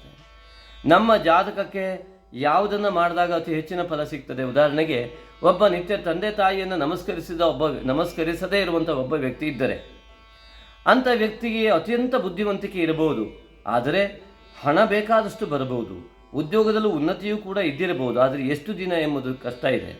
ಯಾಕೆಂದರೆ ಅನೇಕರ ಒಂದು ಜೀವನದಲ್ಲಿ ನಾವು ನೋಡ್ತಾ ಇರುವಂತೆ ಯಾವ ರೀತಿಯ ಆ ಲೋಪದೋಷಗಳು ಉಂಟಾಗ್ತಾ ಬಂದಿದ್ದಾವೆ. ಹಿಂದಿನ ಜನ್ಮದ ದೋಷದಿಂದಲೋ ಈ ಜನ್ಮದ ದೋಷದಿಂದಲೋ ಎಲ್ಲ ಸಾಮರ್ಥ್ಯವಿದ್ದರೂ ಕೂಡ ಸಂಪೂರ್ಣ ವ್ಯರ್ಥವಾಗಿ ಮನೋವ್ಯಥೆಗೆ ಒಳಗಾದಂಥವ್ರನ್ನ ನಿತ್ಯ ನಾವು ನೋಡ್ತಾ ಇದ್ದೇವೆ. ಹಾಗಾಗಿ ಯಾವ ವ್ಯಕ್ತಿ ನಿತ್ಯ ತಾಯಿ ತಂದೆ ನಮಸ್ಕಾರವನ್ನೇ ಮಾಡುವುದಿಲ್ಲವೋ ಅಂತಹ ವ್ಯಕ್ತಿಗೆ ಒಳ್ಳೆಯ ಫಲಗಳನ್ನು ಬಂದರೂ ಕೂಡ ಅನುಭವಿಸುವುದು ಹೇಗೆ? ಹಾಗಾಗಿ ಅನೇಕ ವಿಧವಾದ ವ್ಯಕ್ತಿಗಳ ಭಿನ್ನತ್ವದಲ್ಲಿ ಸಣ್ಣ ಸಣ್ಣ ವಿಷಯಗಳನ್ನು ಕೂಡ ಪರಿಗಣಿಸ್ತಾ ಆ ವ್ಯಕ್ತಿತ್ವದ ಆ ಒಂದು ಉಜ್ವಲತೆಗೆ ಅದನ್ನು ಪ್ರಯತ್ನ ಪಡ್ತಾ ಹೋದಾಗ ಸ್ವಾಭಾವಿಕವಾಗಿ ಪುಣ್ಯಾಂಶ ನಮ್ಮ ಕೈ ಹಿಡಿತದೆ. ನಮಗೆ ಎಷ್ಟೇ ಪುಣ್ಯಾಂಶವಿದ್ದರೂ ಕೂಡ ಅದನ್ನು ಅನುಭವಿಸುವ ಒಂದು ಶಕ್ತಿಯನ್ನು ನಾವು ಜಾಗೃತ ಮಾಡಿಕೊಳ್ಳುವಂಥದ್ದು ಈ ಜನ್ಮದ ಈ ದೇಹ ಪಡೆದ ಮೇಲೆ ಈ ದೇಹದ ಕ್ರಿಯೆ, ಮನಸ್ಸು, ಅಂತರಂಗದ ಕ್ರಿಯೆ, ಅಂತಃಕರಣದ ಕ್ರಿಯೆ, ಮನೋಬುದ್ಧಿ, ಅಹಂಕಾರ, ಚಿತ್ತ ಇವುಗಳ ಕ್ರಿಯೆ ಆಗ್ತದೆ. ಆದ್ದರಿಂದಾಗಿ ಈ ಒಂದು ಕ್ರಿಯೆಯನ್ನು ಸರಿಯಾಗಿ ಮಾಡಿದಾಗ ಅತ್ಯಂತ ಸ್ಪಷ್ಟವಾದಂತಹ ಗುರು ತತ್ವವನ್ನು ಜಾಗೃತ ಮಾಡಿಕೊಳ್ಳಲಿಕ್ಕೆ ಸಾಧ್ಯ ಇದೆ. ಮಿತ್ರರೇ, ಇನ್ನು ಮೀನರಾಶಿ ದಶಮಾಧಿಪತಿ ಅಂತ ಗುರು ದ್ವಿತೀಯದಿಂದ ತೃತೀಯಕ್ಕೆ ಹೋಗ್ತಾ ಇದ್ದಾನೆ. ಸಹೋದರರ ಸಹಕಾರ ಇತ್ಯಾದಿಗಳು ಕೂಡ ಸಿಗುವಂಥ ಯೋಗ ಇದೆ. ಒಳ್ಳೆಯ ಉದ್ಯೋಗ ಯೋಗ ಇದೆ. ಸಹೋದರರಿಂದ ಉದ್ಯೋಗ ಯೋಗ, ಸಹೋದರರಿಗೆ ಉದ್ಯೋಗವನ್ನು ಕೊಡಿಸುವ ಯೋಗ, ಹಾಗೆ ನಿಮ್ಮ ದೇಹದಲ್ಲಿ ಆರೋಗ್ಯಾದಿಗಳ ಲಾಭ ಇತ್ಯಾದಿಗಳು ಕೂಡ ಇದೆ. ಅದೇ ರೀತಿಯಾಗಿ ಉತ್ತಮ ಫಲಕ್ಕೆ ಬೇಕಾದಷ್ಟು ಅವಕಾಶ ಇದೆ. ಆದರೆ ಮೀನರಾಶಿಯಲ್ಲಿರುವಂತಹ ರಾಹುವಿನ ಸ್ಥಿತಿಯಿಂದಾಗಿ ಅನೇಕ ರೋಗಗಳ ಸಮಸ್ಯೆಗಳು ಕೂಡ ಕೆಲವರಿಗೆ ಉಂಟಾಗುವಂತಹ ಯೋಗಗಳಿದೆ. ಇದು ಚಂದ್ರ ಇರ್ತಕ್ಕಂತಹ ಮೀನರಾಶಿಯವರಿಗೆ ಮೀನರಾಶಿಯಲ್ಲಿರುವ ರಾಹುವಿನಿಂದಾಗಿ ಒಂದು ಕೇವಲ ನಿಮ್ಮ ಜಾತಕ ಚಕ್ರವನ್ನು ಅವಲಂಬಿಸಿ ನಿಮ್ಮ ದೇಹದಲ್ಲಿಯ ದೋಷ ಉಂಟಾಗ್ಬೋದು, ಅನಾರೋಗ್ಯ ಎನ್ನುವಂಥದ್ದು, ಮಾನಸಿಕವಾದ ದೋಷ ಕೂಡ ಉಂಟಾಗ್ಬೋದು. ಅದೇ ರೀತಿಯಲ್ಲಿ ಇನ್ನು ಮೇಷರಾಶಿ ವ್ಯಯಾಧಿಪತಿ ಮತ್ತು ಭಾಗ್ಯಾಧಿಪತಿ ಆದಂತಹ ಗುರು ದ್ವಿತೀಯವನ್ನು ಪ್ರವೇಶ ಮಾಡ್ತಾ ಇರ್ತಕ್ಕಂಥದ್ದು. ವ್ಯಯಾಧಿ ನೋಡಿ, ಇಲ್ಲಿ ಗುರುವು ನಿಮ್ಮ ಕುಲದೇವತಾ ಸಂಕೇತವನ್ನು ಕೂಡ ಕೊಡ್ತಾ ಇದ್ದಾನೆ. ಆ ಕುಲದೇವತಾ ಆರಾಧನೆಯ ಸಂಪೂರ್ಣ ಫಲ ಸಿಗುವಂತಹ ಯೋಗ ಆಗಿದ್ದರಿಂದ ದೈವ ಬಲ ಹೆಚ್ಚಾಗುವಂತಹ ಯೋಗಗಳಿದ್ದು ಅದನ್ನು ಕಳೆದುಕೊಳ್ಳದೆ ಇರುವಂತಹ ರೀತಿಯಲ್ಲಿ ನೀವಿರಬೇಕು ಅಂತ ವ್ಯಯಾಧಿಪತಿಯಾದ ಗುರು ಸೂಚಿಸ್ತಾ ಇದ್ದಾರೆ. ಅದಕ್ಕೆ ತಕ್ಕಂತಹ ಪ್ರಯತ್ನವನ್ನು ನೀವು ಮಾಡಬೇಕಾಗ್ತದೆ. ಈಗಾಗಲೇ ದೀರ್ಘಕಾಲಿಕವಾದ ವಿಡಿಯೋ. ಈಗ ಮುಂದಿನ ಹಂತಕ್ಕೆ ಬರೋಣ ಮಿತ್ರರೇ. ಇದನ್ನು ಅನೇಕ ಜನರಿಗೆ ಶೇರ್ ಮಾಡುವ ಮೂಲಕವಾಗಿ ದಯವಿಟ್ಟು ಅನೇಕ ಜನರ ಆ ಚಿಂತನ ಲಹರಿಯನ್ನು ಬದಲಾಯಿಸಿ ಅವರ ಜೀವನವನ್ನು ಉತ್ತಮ ಮಟ್ಟಕ್ಕೆ ಒಯ್ಯುವಂತಹ ಒಂದು ಕ್ರಿಯೆಗೆ ನೀವು ಕೂಡ ಪಾತ್ರರಾಗಬೇಕಾಗಿ ನಿಮ್ಮಲ್ಲಿ ನಾನು ಆತ್ಮೀಯ ವಿನಂತಿಯನ್ನು ಮಾಡಿಕೊಳ್ತೇನೆ. ಕೇವಲ ನೋಡಬೇಡಿ, ನೋಡಿ ಇಲ್ಲೊಂದು ಲೈಕ್ ಕೊಡಿ, ಒಳ್ಳೆಯ ಪ್ರಶ್ನೆಗಳನ್ನು ಖಂಡಿತವಾಗಿ ಕಮೆಂಟ್ ಮಾಡಿ. ಯಾಕೆಂದರೆ ನಿಮ್ಮ ಸಂಸ್ಕಾರಕ್ಕೆ ತಕ್ಕಂತೆ ನೀವು ಆ ಕಮೆಂಟನ್ನು ಖಂಡಿತವಾಗಿ ಮಾಡ್ತೀರಾ ಅಂತ ನಾನು ನಂಬ್ತೇನೆ. ಇಷ್ಟೊಂದು ದೀರ್ಘಕಾಲಿಕ ವಿಡಿಯೋವನ್ನು ಮಾಡುವಾಗ ಇಲ್ಲಿ ನಮ್ಮ ಸ್ವಾರ್ಥ ಯಾವುದೂ ಇಲ್ಲ. ನಿಮಗೆ ಒಳ್ಳೆಯದಾಗಲಿ, ಒಳ್ಳೆಯ ಮಾರ್ಗದರ್ಶನವನ್ನು ನಾವು ಏನು ತಿಳಿದಿದ್ದೇವೆ ಅದನ್ನು ತಿಳಿಸುವ ನಿಟ್ಟಿನಲ್ಲಿ ಇಲ್ಲಿ ಪ್ರಯತ್ನವನ್ನು ಮಾಡಿದ್ದೇವೆ. ಹಾಗಾಗಿ ಇಂತಹ ಒಂದು ಪ್ರಯತ್ನಕ್ಕೆ ನಿಮ್ಮ ಸಹಕಾರ ಇದ್ದಾಗ ಸಮಾಜಮುಖಿಯಾಗಿ ಬದುಕುವುದಕ್ಕೆ ನಮಗೆ ಒಂದು ಸ್ಪಷ್ಟವಾದ ಅವಕಾಶವನ್ನು ನೀವು ಕೊಟ್ಟಂತಾಗ್ತದೆ. ಅದೇ ರೀತಿಯಾಗಿ ನಮ್ಮ ಜೊತೆ ಒಂದು ಆತ್ಮೀಯತೆಯ ಭಾವದಿಂದ ನಿರಂತರವಾದಂಥ ಒಂದು ಒಳ್ಳೆಯ ಸಂಬಂಧವನ್ನು ನೀವೆಲ್ಲೇ ಇದ್ದರೂ ಕೂಡ ಇಟ್ಟುಕೊಳ್ಳಲಿಕ್ಕೆ ಅತ್ಯಂತ ಅನುಕೂಲ. ದಯವಿಟ್ಟು ಅದು ಹೆಚ್ಚಿನ ಜನರಿಗೆ ಶೇರ್ ಮಾಡಿ, ಹಾಗೆ ಕಾಮೆಂಟ್ ಮಾಡಿ. ಒಂದು ಸ್ವಲ್ಪವೂ ಬಿಡದೆ ಮುಂದಿನ ಭಾಗವನ್ನು ನೋಡಬೇಕಾಗಿ ವಿನಂತಿ. ನೋಡಿ, ಈಗ ಮಿಥುನ ರಾಶಿಯವರಿಂದ ನಾವು ಪ್ರಾರಂಭ ಮಾಡಿದ್ವಿ. ಈ ಅನೇಕ ರಾಶಿಯವರಿಗೆ ಗುರು ಒಂದೊಂದು ಸ್ಥಾನದಿಂದ ಒಂದೊಂದು ಸ್ಥಾನಕ್ಕೆ ಸ್ವಾಭಾವಿಕವಾಗಿ ವ್ಯತ್ಯಾಸ ಆಗುತ್ತೆ, ಡಿಗ್ರಿ ವ್ಯತ್ಯಾಸದಿಂದ. ಹಾಗೆ ಜೀವನದಲ್ಲೂ ಕೂಡ ಅನೇಕ ಬದಲಾವಣೆಗಳು ನಿರಂತರವಾಗಿ ಇದೇ ಡಿಗ್ರಿ ಬದಲಾವಣೆ ಆದಾಗೆ ಆಗ್ತಾ ಇರ್ತದೆ. ಒಂದು ವರ್ಷ ತುಂಬ ಚೆನ್ನಾಗಾದರೆ ಇನ್ನೊಂದು ವರ್ಷ ಸ್ವಲ್ಪ ಹಿನ್ನಡೆ ಕಾಣ್ತದೆ. ಇದೇ ಗುರುಚಾಲನೆಯ ಪ್ರಮುಖವಾದ ಅಂಶ.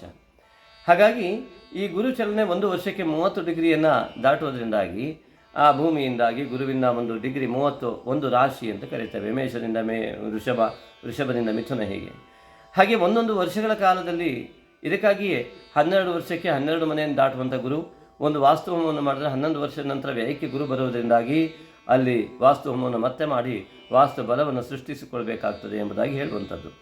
ಅದೇ ರೀತಿಯಾಗಿ ಇಲ್ಲಿ ಮನೋಬಲ ಮತ್ತು ಆತ್ಮಬಲ, ಕೆಲವರಿಗೆ ಮನೋಬಲಕ್ಕೂ ಆತ್ಮಬಲಕ್ಕೂ ವ್ಯತ್ಯಾಸ ಇಲ್ಲದೆ ಗೊತ್ತಾಗುವುದಿಲ್ಲ. ಅದನ್ನು ಸೂಕ್ಷ್ಮವಾಗಿ ಹೇಳ್ತೇನೆ. ಎಲ್ಲಿ ದೈವಬಲ ಅನ್ನುವಂಥದ್ದಿದೆ ಅದು ಆತ್ಮಬಲವಾಗ್ತದೆ. ಗುರುವಿನಿಂದ ಸಿಗುವಂಥ ಬಲ ಆತ್ಮಬಲ. ಯಾವುದೇ ನಿಮ್ಮ ಗುರು ಅತ್ಯಂತ ಅಧ್ಯಾತ್ಮದ ಗುರುವಿನಿಂದ ಸಿಗುವ ಬಲ ಅದು ಆತ್ಮಬಲ. ತಾಯಿಯಿಂದ ಸಿಗುವ ಬಲ ಮನೋಬಲ. ತಾಯಿ ನೀನು ಒಳ್ಳೆಯದಾಗ್ತದೆ ಮಗನೇ, ಚೆನ್ನಾಗಿ ಮಾಡು, ನಿನಗೆ ಒಳ್ಳೆಯ ಸಾಮರ್ಥ್ಯ ಇದೆ ಅಂತ ತಾಯಿ ಹೇಳಿದಾಗ ಅದು ಮನೋಬಲವಾಗ್ತದೆ. ಅದೇ ಗುರು ಹೇಳಿದಾಗ ಅದು ಆತ್ಮಬಲವಾಗ್ತದೆ. ಬಹಳ ವ್ಯತ್ಯಾಸ ಇದೆ ಮಿತ್ರರೇ. ಹೇಗೆ ಅಂತ ಕೇಳಿದ್ರೆ, ಈ ಮನೋಬಲ ಎನ್ನುವಂಥದ್ದು ಏನಾಗ್ತದೆ ಅಂತ ಕೇಳಿದ್ರೆ, ತಾಯಿ ಕೂಡ ಮನಸ್ಥಿತಿಯಲ್ಲಿ ಒಮ್ಮೊಮ್ಮೆ ಅಯ್ಯೋ ನನ್ನ ಮಗನಿಗೆ ಏನಾಗ್ಬಿಡ್ತದೆಯೋ ಅನ್ನುವಂಥ ಚಿಂತನೆಗೆ ಒಳಗಾಗ್ತಾಳೆ. ಚಂದ್ರನ ಮೂಲಕವಾಗಿ ಮನೋಬಲ ಪರಿಗಣನೆಗೆ ಬರ್ತದೆ. ಚಂದ್ರ ಒಮ್ಮೆ ಹುಣ್ಣಿಮೆಗೆ ಹೋಗ್ತಾನೆ, ಒಮ್ಮೆ ಅಮಾವಾಸ್ಯೆಗೆ ಹೋಗ್ತಾನೆ. ಹೀಗೆ ಏರುಪೇರುಗಳು ದಿನದಿಂದ ದಿನಕ್ಕೆ ಇರ್ತಕ್ಕಂಥದ್ದು ಮನೋಬಲ. ಈ ಮನೋಬಲ ಎನ್ನುವುದು ನಿರಂತರವಾಗಿ ಒಂದೇ ರೀತಿಯಲ್ಲಿ ಇರುವುದು ಅತ್ಯಂತ ಕಷ್ಟಕರ. ಅದು ಯೋಗಿಗಳಿಗೆ ಮಾತ್ರ ಸಾಧ್ಯ. ಆತ್ಮವನ್ನು ಪರಿಗಣಿಸಿ ಯಾರು ಧ್ಯಾನಾದಿಗಳನ್ನು ಮಾಡಿ ಮನಸ್ಸನ್ನು ಆತ್ಮದ ಜೊತೆಗೆ ಸೇರಿಸುವಂಥ ಕ್ರಿಯೆಯನ್ನು ಅತ್ಯಂತ ಸ್ಪಷ್ಟವಾಗಿ ಮಾಡ್ತಾರೋ, ಆ ಮನಃ ಆತ್ಮನಿ ಸಂಯೋಜನೆ, ಮನಸ್ಸನ್ನು ಆತ್ಮಕ್ಕೆ ಸಂಯೋಜನೆ ಮಾಡ್ತಕ್ಕಂತಹ ವ್ಯಕ್ತಿಗಳಿಗೆ ಮನೋಬಲ ಒಂದೇ ರೀತಿಯಲ್ಲಿ ಇರ್ತದೆ. ಯಾಕೆಂದರೆ ಆತ್ಮಬಲ ಅದಕ್ಕೆ ಸಂಪೂರ್ಣ ಸಹಕಾರ ಇರುತ್ತೆ. ಇದನ್ನೇ ಗಜಕೇಸರಿ ಯೋಗ ಅಂತ ಕರೀತಾರೆ. ಆತ್ಮಬಲವೇ ಗುರುಬಲ, ಚಂದ್ರಬಲವೇ ಮನೋಬಲ. ಆತ್ಮಬಲ ಮನೋಬಲ ಸೇರಿದಾಗಲೇ ಗಜಕೇಸರಿ ಯೋಗ, ಯಾವುದಕ್ಕೂ ಹಿನ್ನಡೆ ಇಲ್ಲದ ಪ್ರಬಲವಾದ ಬಲ. ಕೇವಲ ಮನೋಬಲ ಏರುಪೇರುಗಳಿಂದ ಕೂಡಿರ್ತದೆ. 24 ಗಂಟೆ ಸಂಪೂರ್ಣವಾದಂತಹ ಒಂದು ಪ್ರಕಾಶ ನಮ್ಮಲ್ಲಿದ್ದರೆ, ನಮ್ಮ ನಿರ್ಧಾರಗಳ ಬಗ್ಗೆ ದೃಢ ನಿರ್ಧಾರತೆಯಲ್ಲಿ ಯಾವುದೇ ವ್ಯತ್ಯಾಸಗಳಿಲ್ಲದೆ, ಗೊಂದಲಗಳಿಲ್ಲದೆ, ಮನಃಶಾಂತತೆಯಿಂದ ಕೂಡಿದ್ದರೆ, ಯಾರ ಮೇಲೆ ತಪ್ಪು ಇತ್ಯಾದಿಗಳನ್ನು ಹೊರಿಸದೆ ನಮ್ಮಲ್ಲಿ ಸತ್ವಶಕ್ತಿಯನ್ನು ಹೆಚ್ಚಿಸಿಕೊಳ್ಳುವಂತಹ ಮನಸ್ಸಂತೋಷ ಪರಮಾನಂದವನ್ನು ಹೊಂದುವಂತಹ ಲಕ್ಷಣಗಳಿದ್ದರೆ ಅದು ಗಜಕೇಸರಿ ಯೋಗ. ಹಾಗಾಗಿ ಈ ಗಜಕೇಸರಿ ಯೋಗವನ್ನು ನಿರಂತರವಾಗಿ ಅನುಭವಿಸುವಂತಹ ಯೋಗಿಗಳಿದ್ದಾರೆ. ಅದಕ್ಕಾಗಿ ಆ ಭಗವಂತ ಈ ದೇಹ ರಚನೆಯನ್ನು ಮಾಡಿದ್ದಾನೆ. ಇಲ್ಲಿ ಸೂಕ್ಷ್ಮ ಶರೀರವನ್ನು ಇಟ್ಟಿದ್ದಾನೆ, ಪಂಚಭೂತ ಪಂಚ ಪ್ರಾಣಗಳನ್ನು ಇಟ್ಟಿದ್ದಾನೆ. ಪಂಚ ಪ್ರಾಣಗಳ ಆ ಒಂದು ಆತ್ಮಬಲದಿಂದ ಕೆಲಸವನ್ನು ಮಾಡ್ತಾ ಇದ್ದಾವೆ. ಅದರ ಮೂಲಕವಾಗಿ ಪಂಚೇಂದ್ರಿಯಗಳು, ಕರ್ಮೇಂದ್ರಿಯಗಳು ಎಲ್ಲವೂ ಕೂಡ, ಆ ಜ್ಞಾನೇಂದ್ರಿಯ ಕರ್ಮೇಂದ್ರಿಯಗಳು ಕೂಡ ಕೆಲಸವನ್ನು ಮಾಡ್ತಾ ಇವೆ. ಹೀಗೆ ಇದರ ಜೊತೆಗೆ ಮನೋಬುದ್ಧಿ ಅಹಂಕಾರ ಚಿತ್ತ ಎನ್ನುವಂತಹ ಅಂತಃಕರಣವು ಕೂಡ ಕೆಲಸ ಮಾಡ್ತಾ ಇದೆ. ಈ ಶುದ್ಧತೆ ಏನಿದೆ, ಚಿತ್ತ ಎನ್ನುವಂತಹ ಚಿತ್ತಶುದ್ಧಿ ಅಂತ ಕರೀತಾರೆ. ಯೋಗೇನ ಚಿತ್ತಸ್ಯ ಪದೇನ ವಾಚಾಂ, ಅಷ್ಟಾಂಗ ಯೋಗದ ಮೂಲಕವಾಗಿ ಆ ಧ್ಯಾನ ಮತ್ತು ಪ್ರಾಣಾಯಾಮ, ಯೋಗ ಇವೆಲ್ಲದರ ಮೂಲಕವಾಗಿ ಈ ಸಂಪೂರ್ಣವಾಗಿ ಈ ಮನಸ್ಸನ್ನು, ಅರ್ಥಾತ್ ಇಲ್ಲಿ ಚಿತ್ತವನ್ನು ಶುದ್ಧಿ ಮಾಡಿಕೊಳ್ಳುವಂಥ ಕ್ರಿಯೆಯನ್ನು ಮಾಡಿಕೊಂಡಾಗ ಈ ಒಂದು ಗಜಕೇಸರಿ ಯೋಗ ಆತ್ಮಬಲ ಮನೋಬಲಗಳ ಪ್ರಾಧಾನ್ಯತೆ ಆ ವ್ಯಕ್ತಿಗೆ ಅರಿವಿಗೆ ಬರ್ತದೆ. ಹಾಗಾಗಿ ಇದರ ಬಗ್ಗೆ ಅತಿ ಹೆಚ್ಚಿನ ವಿವರಣೆಯನ್ನು ಮುಂದಿನ ವಿಡಿಯೋಗಳಲ್ಲಿ ಕೊಡೋಣ. ಅದಕ್ಕಾಗಿ ಮಾತಾ ಸರಸ್ವತಿಯ ಧ್ಯಾನ, ಜ್ಞಾನಾಧಿದೇವತೆ ಪುರುಷ ದೇವತೆ ಗಣಪತಿ ಹಾಗೂ ಸ್ತ್ರೀ ದೇವತೆ ಆ ಪರಾಶಕ್ತಿಯ ಸ್ವರೂಪಿಣಿ ಸರಸ್ವತಿ ಮಾತೆ, ಅದರ ಧ್ಯಾನವನ್ನು ನಾವು ಕೂಡ ಪ್ರಾರಂಭ ಮಾಡ್ತಾ ಇದ್ದೇವೆ. ಈ ಧ್ಯಾನಾವಸ್ಥೆಯಲ್ಲಿ ನಿಮ್ಮ ಯೋಗಕ್ಕೆ ತಕ್ಕಂತೆ ಸರಳ ಸಾಧನ ಸಿದ್ಧಿ ಸರಸ್ವತಿ, ಸರಳ ಸರಸ್ವತಿ, ಸಾಧನಾ ಸರಸ್ವತಿ, ಸಿದ್ಧಿ ಸರಸ್ವತಿ, ಈ ಜ್ಞಾನಕ್ಕೆ ಸಂಬಂಧಪಟ್ಟಿದ್ದೆ ಗುರು. ಈ ಗುರುವಿಗೆ ಸಂಬಂಧಪಟ್ಟಂತಹ ಜ್ಞಾನ, ಈ ಆ ಆತ್ಮಕ್ಕೆ ಸಂಬಂಧಪಟ್ಟಂತಹ ಜ್ಞಾನ ಇತ್ಯಾದಿಗಳು ವಿವರಣೆಗಳು ಬರ್ತವೆ. ಅದನ್ನು ಅನುಭವಿಸುವುದು ಆ ವ್ಯಕ್ತಿಗೆ ಬಿಟ್ಟಿರುವುದರಿಂದ ಸರಸ್ವತಿ ಧ್ಯಾನ ಅತಿ ಸುಲಭವಾಗಿ ನಿಮಗೆ ಒಂದು ದೊಡ್ಡ ಹೈವೇಯನ್ನು ತೋರಿಸ್ತದೆ, ದೊಡ್ಡ ಮಾರ್ಗವನ್ನು ತೋರಿಸ್ತದೆ. ಖಂಡಿತವಾಗಿಯೂ ಸಣ್ಣ ಮಾರ್ಗವಲ್ಲ. ಇವತ್ತಿನವರೆಗೆ ಈ ಸರಸ್ವತಿ ಧ್ಯಾನ ಋಷಿಮುನಿಗಳು ಬಂದಂತಹ ಮಾರ್ಗದಲ್ಲಿ ಬಂದಿರುವಂಥದ್ದು. ಈ ಧ್ಯಾನವನ್ನು ನೀವೆಲ್ಲೂ ಕೇಳಿರಲಿಕ್ಕೂ ಇಲ್ಲ. ಆದರೆ ಈ ಒಂದು ಧ್ಯಾನದಿಂದ ಖಂಡಿತವಾಗಿ ಉತ್ತಮವಾದ ಫಲ ಸಿಗ್ತದೆ. ಈಗಾಗಲೇ ನಿಮ್ಮ ಹೆಸರನ್ನು ನೋಂದಾಯಿಸಿಕೊಳ್ಳಲಿಕ್ಕೆ ನಾವು ಅವಕಾಶ ಕೊಟ್ಟಿದ್ದೇವೆ. ನಿಮ್ಮ ಫೋನ್ ನಂಬರ್ ಇತ್ಯಾದಿಗಳನ್ನು ಇದರಲ್ಲಿ ಆಸಕ್ತರಿದ್ದವರು ನಮ್ಮ ಮುಂದಿನ ವಿಡಿಯೋಗಳಲ್ಲಿ ಇದರ ಬಗ್ಗೆ ವಿವರಣೆಯನ್ನು ಕೂಡ ಕೊಡ್ತೇವೆ. ಈಗಾಗಲೇ ಈ ಕೇವಲ ಗುರು ಬದಲಾವಣೆಯನ್ನು ಕೊಟ್ಟಿದ್ದಕ್ಕಾಗಿ ಈ ವಿಷಯವನ್ನು ಪ್ರತ್ಯೇಕವಾಗಿ ನಾವು ವಿಡಿಯೋ ಮಾಡಿಬಿಡ್ತೇವೆ. ಹಾಗಾಗಿ ಯಾರ್ಯಾರಿಗೆ ಇದರಲ್ಲಿ ಆಸಕ್ತಿ ಇದೆ, ನೀವು ಯಾವ ಊರಿನವರು ಮತ್ತು ನಿಮ್ಮ ಹೆಸರು ಮತ್ತು ನಿಮ್ಮ ಒಂದು ಮಾಹಿತಿ ಅಂತಂದರೆ ನಿಮ್ಮ ಫೋನ್ ನಂಬರ್, ಇದನ್ನು ಮೆನ್ಷನ್ ಮಾಡಿ ಈ ಒಂದು ವಿಡಿಯೋದ ಕೆಳಗೂ ಕೂಡ ಕಮೆಂಟ್ ಮಾಡಿದ್ರು ನಿಧಾನವಾಗಿ ಅವೆಲ್ಲ ನೋಟ್ ಆಗ್ತಾ ಹೋಗ್ತವೆ. ನಿಮ್ಮನ್ನು ನಾವು ಈ ಧ್ಯಾನಕ್ಕೋಸ್ಕರ ಪುನಃ ಸಂಪರ್ಕಿಸುವಂತಹ ಕ್ರಿಯೆಯನ್ನು ನಿಧಾನಗತಿಯಲ್ಲಿ ಮಾಡ್ತೇವೆ. ಯಾಕೆಂದರೆ ಸರಿಯಾದ ಆಯ್ಕೆಯನ್ನು ಮಾಡಿಕೊಂಡು ಸರಿಯಾದ ರೀತಿಯಲ್ಲಿ ಮಾಡುವಂತಹ ಚಿಂತನೆ ನಮಗಿದೆ. ಹಾಗಾಗಿ ನಿಮ್ಮ ಸಮಯಾನುಕೂಲವನ್ನು ನಿಮ್ಮಲ್ಲಿ ಸಂದರ್ಶನ ಮಾಡಿ ನಾವು ಇದನ್ನು ಮಾಡ್ಕೊಂಡು ಹೋಗ್ತೇವೆ. ಮಿತ್ರ, ಇದರ ಲಾಭವನ್ನು ಅತಿ ಸುಲಭವಾಗಿ ನಿಮಗೆ ಪಡೆಯೋದಕ್ಕೆ ಖಂಡಿತವಾಗಿಯೂ ಅವಕಾಶ ಇದೆ. ಆತ್ಮೀಯರೇ, ಈಗ ಈ ಎಲ್ಲ 12 ರಾಶಿಗಳಿಗೆ ಈ ಒಂದು ಗುರುವಿನಿಂದಾಗಿ ಒಳ್ಳೆಯ ಫಲ ಇದ್ದವರಿಗೆ ಅತಿ ಸುಲಭವಾಗಿ ಒಳ್ಳೆಯ ಫಲ ಸಿಗ್ತದೆ. ಆದರೆ ಇದರ ಮುಂದೆ ಮತ್ತೊಂದು ಸ್ಥಾನಕ್ಕೆ ಈ ಒಂದು ವರ್ಷದ ನಂತರ ಗುರು ಹೋಗ್ತಾನಲ್ಲ, ಹಾಗಾಗಿ ನಿಮ್ಮ ಆಧ್ಯಾತ್ಮಿಕ ಸಾಧನೆಯನ್ನು ಬಿಡಬಾರ್ದು. ಆ ಒಂದು ನಿಟ್ಟಿನಲ್ಲಿ ನಿತ್ಯ ಕರ್ಮದಲ್ಲಿ ನೋಡಿ, ಒಂದು ಸತ್ಯನಾರಾಯಣ ಕಥೆಯನ್ನು ಮಾಡಿದರೆ ಸತ್ಯವಾಕ್ಯಾಯನಮ ಅಂತ ಬರ್ತದೆ. ಸತ್ಯನಾರಾಯಣ ಬೇರೆ ಅಲ್ಲ, ನಾವು ಹೇಳುವ ಸತ್ಯವಾಕ್ಯ ಬೇರೆ ಅಲ್ಲ. ಸತ್ಯ ಏವ ಪರಮೋ ಧರ್ಮ, ಧರ್ಮೋ ರಕ್ಷತಿ ರಕ್ಷಿತ ಎನ್ನುವ ಹಾಗೆ ಸತ್ಯವೇ ನಿಜವಾದ ಧರ್ಮ. ಆ ಧರ್ಮವೇ ನಿಮ್ಮನ್ನು ರಕ್ಷಣೆ ಮಾಡ್ತದೆ. ನೀವು ನಿರಂತರ ಹೇಳುವ ಸತ್ಯವೇ ನಿಮ್ಮನ್ನು ರಕ್ಷಣೆ ಮಾಡ್ತದೆ ಎನ್ನುವಂತಹ ವ್ಯಾಸ ಮಹರ್ಷಿಯ ಮಾತನ್ನು ಕೇಳಿದಾಗ ಆತ್ಮನಃ ಪರಿಕ್ಲೇಶಾನಿ ಅನ್ಯೇಷಾಂ ನ ಸಮಾಚರೇತ್, ಇದು ಅತಿ ಮುಖ್ಯವಾದಂತಹ ಒಂದು ವಾಕ್ಯ. ನಮಗೆ ಆಗದ್ದನ್ನು ಬೇರೆಯವರಿಗೆ ನೀನು ಮಾಡಬೇಡ, ಅದೇ ಧರ್ಮ ಎಂಬುದಾಗಿ ಹೇಳ್ತಾನೆ. ಈ ಧರ್ಮವೇ ಗುರು, ಸತ್ಯ ಇತ್ಯಾದಿಗಳು. ಆದ್ದರಿಂದಾಗಿ ಈ ಒಂದು ಗುರುತತ್ವವನ್ನು ಜಾಗೃತ ಮಾಡಿಕೊಳ್ಳುವಂಥದ್ದು, ನಮ್ಮೊಳಗಿರುವಂತಹ ಅಧ್ಯಾತ್ಮ ಶಕ್ತಿಯನ್ನು ಜಾಗೃತವಾಗಿ ಇಟ್ಟುಕೊಳ್ಳುವಂಥ ಬಗೆ ನಮ್ಮ ನಿತ್ಯ ಕ್ರಿಯೆಯ ಮೇಲೆ ಅವಲಂಬಿಸಿದೆ. ಯಾಕೆಂದರೆ ಆತ್ಮ ಎನ್ನುವಂಥದ್ದು ಈ ದೇಹವನ್ನು ಆಶ್ರಯಣ ಮಾಡಿದ ಮೇಲೆ ಈ ದೇಹ ಕ್ರಿಯೆಯನ್ನು ಮಾಡಲೇಬೇಕಾಗ್ತದೆ. ಆ ಕ್ರಿಯೆ ಯಾವ ರೀತಿಯಾಗಿ ಮಾಡ್ತೀರಿ ಅನ್ನುವಂಥದ್ರ ಮೇಲೆ ಅವಲಂಬಿತವಾಗಿ ಫಲಗಳು, ಭಗವಂತ ಆ ಫಲವನ್ನು ನಿರ್ಧಾರ ಮಾಡ್ತಾನೆ. ಅನೇಕ ಜನರು ನಾನು ತಪ್ಪು ಮಾಡಿಬಿಟ್ಟಿದ್ದೀನಿ ಅನಿಸುತ್ತೆ ಸ್ವಾಮೀಜಿ, ಹಾಗಾಗಿ ನಾನು ಅನೇಕ ತಪ್ಪು ಮಾಡಿಬಿಟ್ಟಿದ್ದೀನಿ ಅಂತ ಅನಿಸುತ್ತೆ, ನಿಮ್ಮ ಹತ್ರ ಹೇಳಬೇಕೋ ಬಿಡಬೇಕೋ ಗೊತ್ತಿಲ್ಲ ಎಂಬುದಾಗಿ ಮಾತನಾಡ್ತಾರೆ. ಈ ತಪ್ಪನ್ನು ನಾವ್ಯಾರು ನಿರ್ಧಾರ ಮಾಡೋದಕ್ಕೆ? ಯಾವ ವ್ಯಕ್ತಿಯ ತಪ್ಪನ್ನಾಗಲಿ, ಯಾವ ಪ್ರಾಣಿಯ ತಪ್ಪನ್ನಾಗಲಿ, ಯಾವ ಪ್ರಾಣಿ ತಪ್ಪು ಸರಿ ಎಂಬುದಾಗಿ ಯಾರಿಂದಲೂ ಯಾವತ್ತೂ ಕೂಡ ನಿರ್ಧಾರ ಮಾಡಲಿಕ್ಕೆ ಸಾಧ್ಯ ಇಲ್ಲ. ಸುಳ್ಳು ಸತ್ಯಗಳನ್ನು ಕೂಡ ಸರಿಯಾಗಿ ನಿರ್ಧಾರ ಮಾಡಲಿಕ್ಕೆ ವ್ಯಕ್ತಿಯಿಂದ ಸಾಧ್ಯ ಇಲ್ಲ. ಅದನ್ನು ಲೆಕ್ಕಾಚಾರ ಹಾಕುವನು ಭಗವಂತ ಮಾತ್ರ ಆಗಿದ್ದರಿಂದಾಗಿ ಯಾವುದೇ ವ್ಯಕ್ತಿ ತಾನು ತಪ್ಪು ಮಾಡಿದ್ದೀನಿ ಸರಿ ಮಾಡಿದ್ದೀನಿ ಅಂತ ಹೇಳಿಕೊಂಡು ಎರಡೂ ಕೂಡ ತಪ್ಪಾಗಿಬಿಡ್ಬೋದು. ನಾವು ಸರಿ ಮಾಡಿದ್ದೀವಿ ಅಂದ್ಕೊಂಡ್ರೆ ಇನ್ನೊಬ್ಬರಿಗೆ ಅದು ತಪ್ಪಾಗಿ ಕಾಣುತ್ತೆ, ನಾವು ತಪ್ಪು ಮಾಡಿದ್ದೀವಿ ಅಂತ ಅಂದ್ಕೊಂಡ್ರೆ ಅದು ಮತ್ತೊಬ್ಬರಿಗೆ ಸರಿಯಾಗಿ ಕಾಣಬಹುದು. ಈ ರೀತಿಯಾದಂತಹ ವಿಚಿತ್ರ ಜಗತ್ತಿನ ಮಾಯೆಯ ಒಳಗೆ ಸಿಲುಕಿದಂಥ ನಾವು ಗುರುತತ್ವವನ್ನು ಜಾಗೃತಿ ಮಾಡಿಕೊಂಡಾಗ ಎಲ್ಲ ದೋಷಗಳ ನಿವಾರಣೆಗೆ ಸಾಧ್ಯ. ಅದಕ್ಕೆ ಅನೇಕ ವಿಧವಾದಂತಹ ಕ್ರಮಗಳಿದೆ. ಸಾಮಾನ್ಯವಾದ ಒಂದು ಕ್ರಮವನ್ನು ನಾನಿಲ್ಲಿ ಹೇಳ್ತೇನೆ. ಏನಿಲ್ಲ, ನಾವು ನಿತ್ಯ ಬಳಸುವಂತಹ ನೆಗೆಟಿವ್ ವರ್ಡ್ಸ್, ಮೊದಲನೇದಾಗಿ ನಾವು ಮಾತಾಡ್ತೀವಲ್ವ, ಇದಕ್ಕೆ ಗುರುವೇ ಅಧಿಕಾರಿ ಅಲ್ವ. ಹಾಗಾಗಿ ನಮ್ಮೊಳಗಿನ ಅಂತಃಸತ್ವವನ್ನೇ ಪ್ರತಿನಿಧಿ ರೂಪದಲ್ಲಿ ಬರುವುದೇ ನಮ್ಮ ಮಾತುಗಳು. ನಮ್ಮ ಸಂಸ್ಕಾರಗಳನ್ನು ಎತ್ತಿ ಹಿಡಿಯುವಂಥದ್ದು ನಮ್ಮ ಮಾತುಗಳು. ನಮ್ಮ ಜ್ಞಾನದ ಪ್ರಮಾಣವನ್ನು ತಿಳಿಸ್ತಕ್ಕಂಥದ್ದು ನಮ್ಮ ಮಾತು. ನಮ್ಮೊಳಗಿರುವ ಭಾವ, ಒಳ್ಳೆಯವರು ಕೆಟ್ಟವರು ಎನ್ನುವ ಭಾವ ವ್ಯಕ್ತವಾಗುವುದು ನಮ್ಮ ಮಾತಿನ ಒಂದು ಮೂಲಕವಾಗಿ. ಇದನ್ನೇ ಗುರು ಮಾತಿನ ಅಧಿಕಾರಿ ದೇವಗುರು ಬೃಹಸ್ಪತಿ ಅಂತ ಹೇಳ್ತಾರೆ. ಹಾಗಾಗಿ ಮೊದಲು ನಾವು ಏನು ಮಾಡಬೇಕು, ನಾವು ಯಾವ ಭಾಷೆ ಮಾತಾಡ್ತಾ ಇದ್ದೇವೆ ಅನ್ನೋದು ಮುಖ್ಯ ಅಲ್ಲ, ಯಾವ ಭಾವದಿಂದ ಮಾತಾಡ್ತಾ ಇದ್ದೇವೆ ಅನ್ನೋದು ಮುಖ್ಯ. ಸಂಸ್ಕೃತದಲ್ಲೇ ಮಾತನಾಡ್ತಾ ಇದ್ದಾರೆ ಅಂತಂದರೆ ಅದು ಅತ್ಯಂತ ಸುಯೋಗ ನಿಮ್ಮದು. ಯಾಕೆಂದರೆ ಅದು ದೇವ ಭಾಷೆ ಅಂತ ಕರೀತಾರೆ. ಅಲ್ಲಿ ಗುರುತತ್ವ ಸಂಪೂರ್ಣವಾಗಿ ತುಂಬಿ ಹೋಗಿರುವ ಭಾಷೆ ಈ ಒಂದು ಸಂಸ್ಕೃತ ಭಾಷೆ. ಸಂಪೂರ್ಣವಾಗಿ ಗುರುತತ್ವ ದೇವತ್ವವನ್ನು ಸಂಪೂರ್ಣವಾಗಿ ಪ್ರತಿ ಅಕ್ಷರಗಳಲ್ಲಿ ಪ್ರತಿ ಛಂದಸ್ಸುಗಳಲ್ಲಿ ಸಂಪೂರ್ಣವಾಗಿ ತುಂಬಿಸಿಕೊಂಡಿರುವಂತಹ, ತುಂಬಿ ತುಳುಕ್ತಾ ಇರುವಂತಹ ಏಕೈಕ ಭಾಷೆ ದೇವ ಭಾಷೆ ಸಂಸ್ಕೃತ. ಕೆಲವರಿಗೆ ಇದರ ಬಗ್ಗೆ ಕಲ್ಪನೆ ಇಲ್ಲ, ಮುಂದಿನ ವಿಡಿಯೋಗಳಲ್ಲಿ ಮಾಡಿಬಿಡ್ತೇನೆ. ಅದೇ ರೀತಿಯಾಗಿ ಅಕ್ಷರ ವಿಜ್ಞಾನದ ಪರಾಕಾಷ್ಠೆಯನ್ನು ಹೊಂದಿರತಕ್ಕಂತಹ, ಇದನ್ನು ಮೀರಿದ ಯಾವ ಅಕ್ಷರ ವಿಜ್ಞಾನವಿಲ್ಲ, ಅದು ಸಂಸ್ಕೃತ ಭಾಷೆ. ಹಾಗೆಯೇ ಇನ್ನು ಸಂಸ್ಕೃತದಿಂದ ಉದ್ಭೂತವಾದ ಭಾರತೀಯ ಎಲ್ಲ ಭಾಷೆಗಳು ಅತ್ಯಂತ ಸಮರ್ಥವೇ.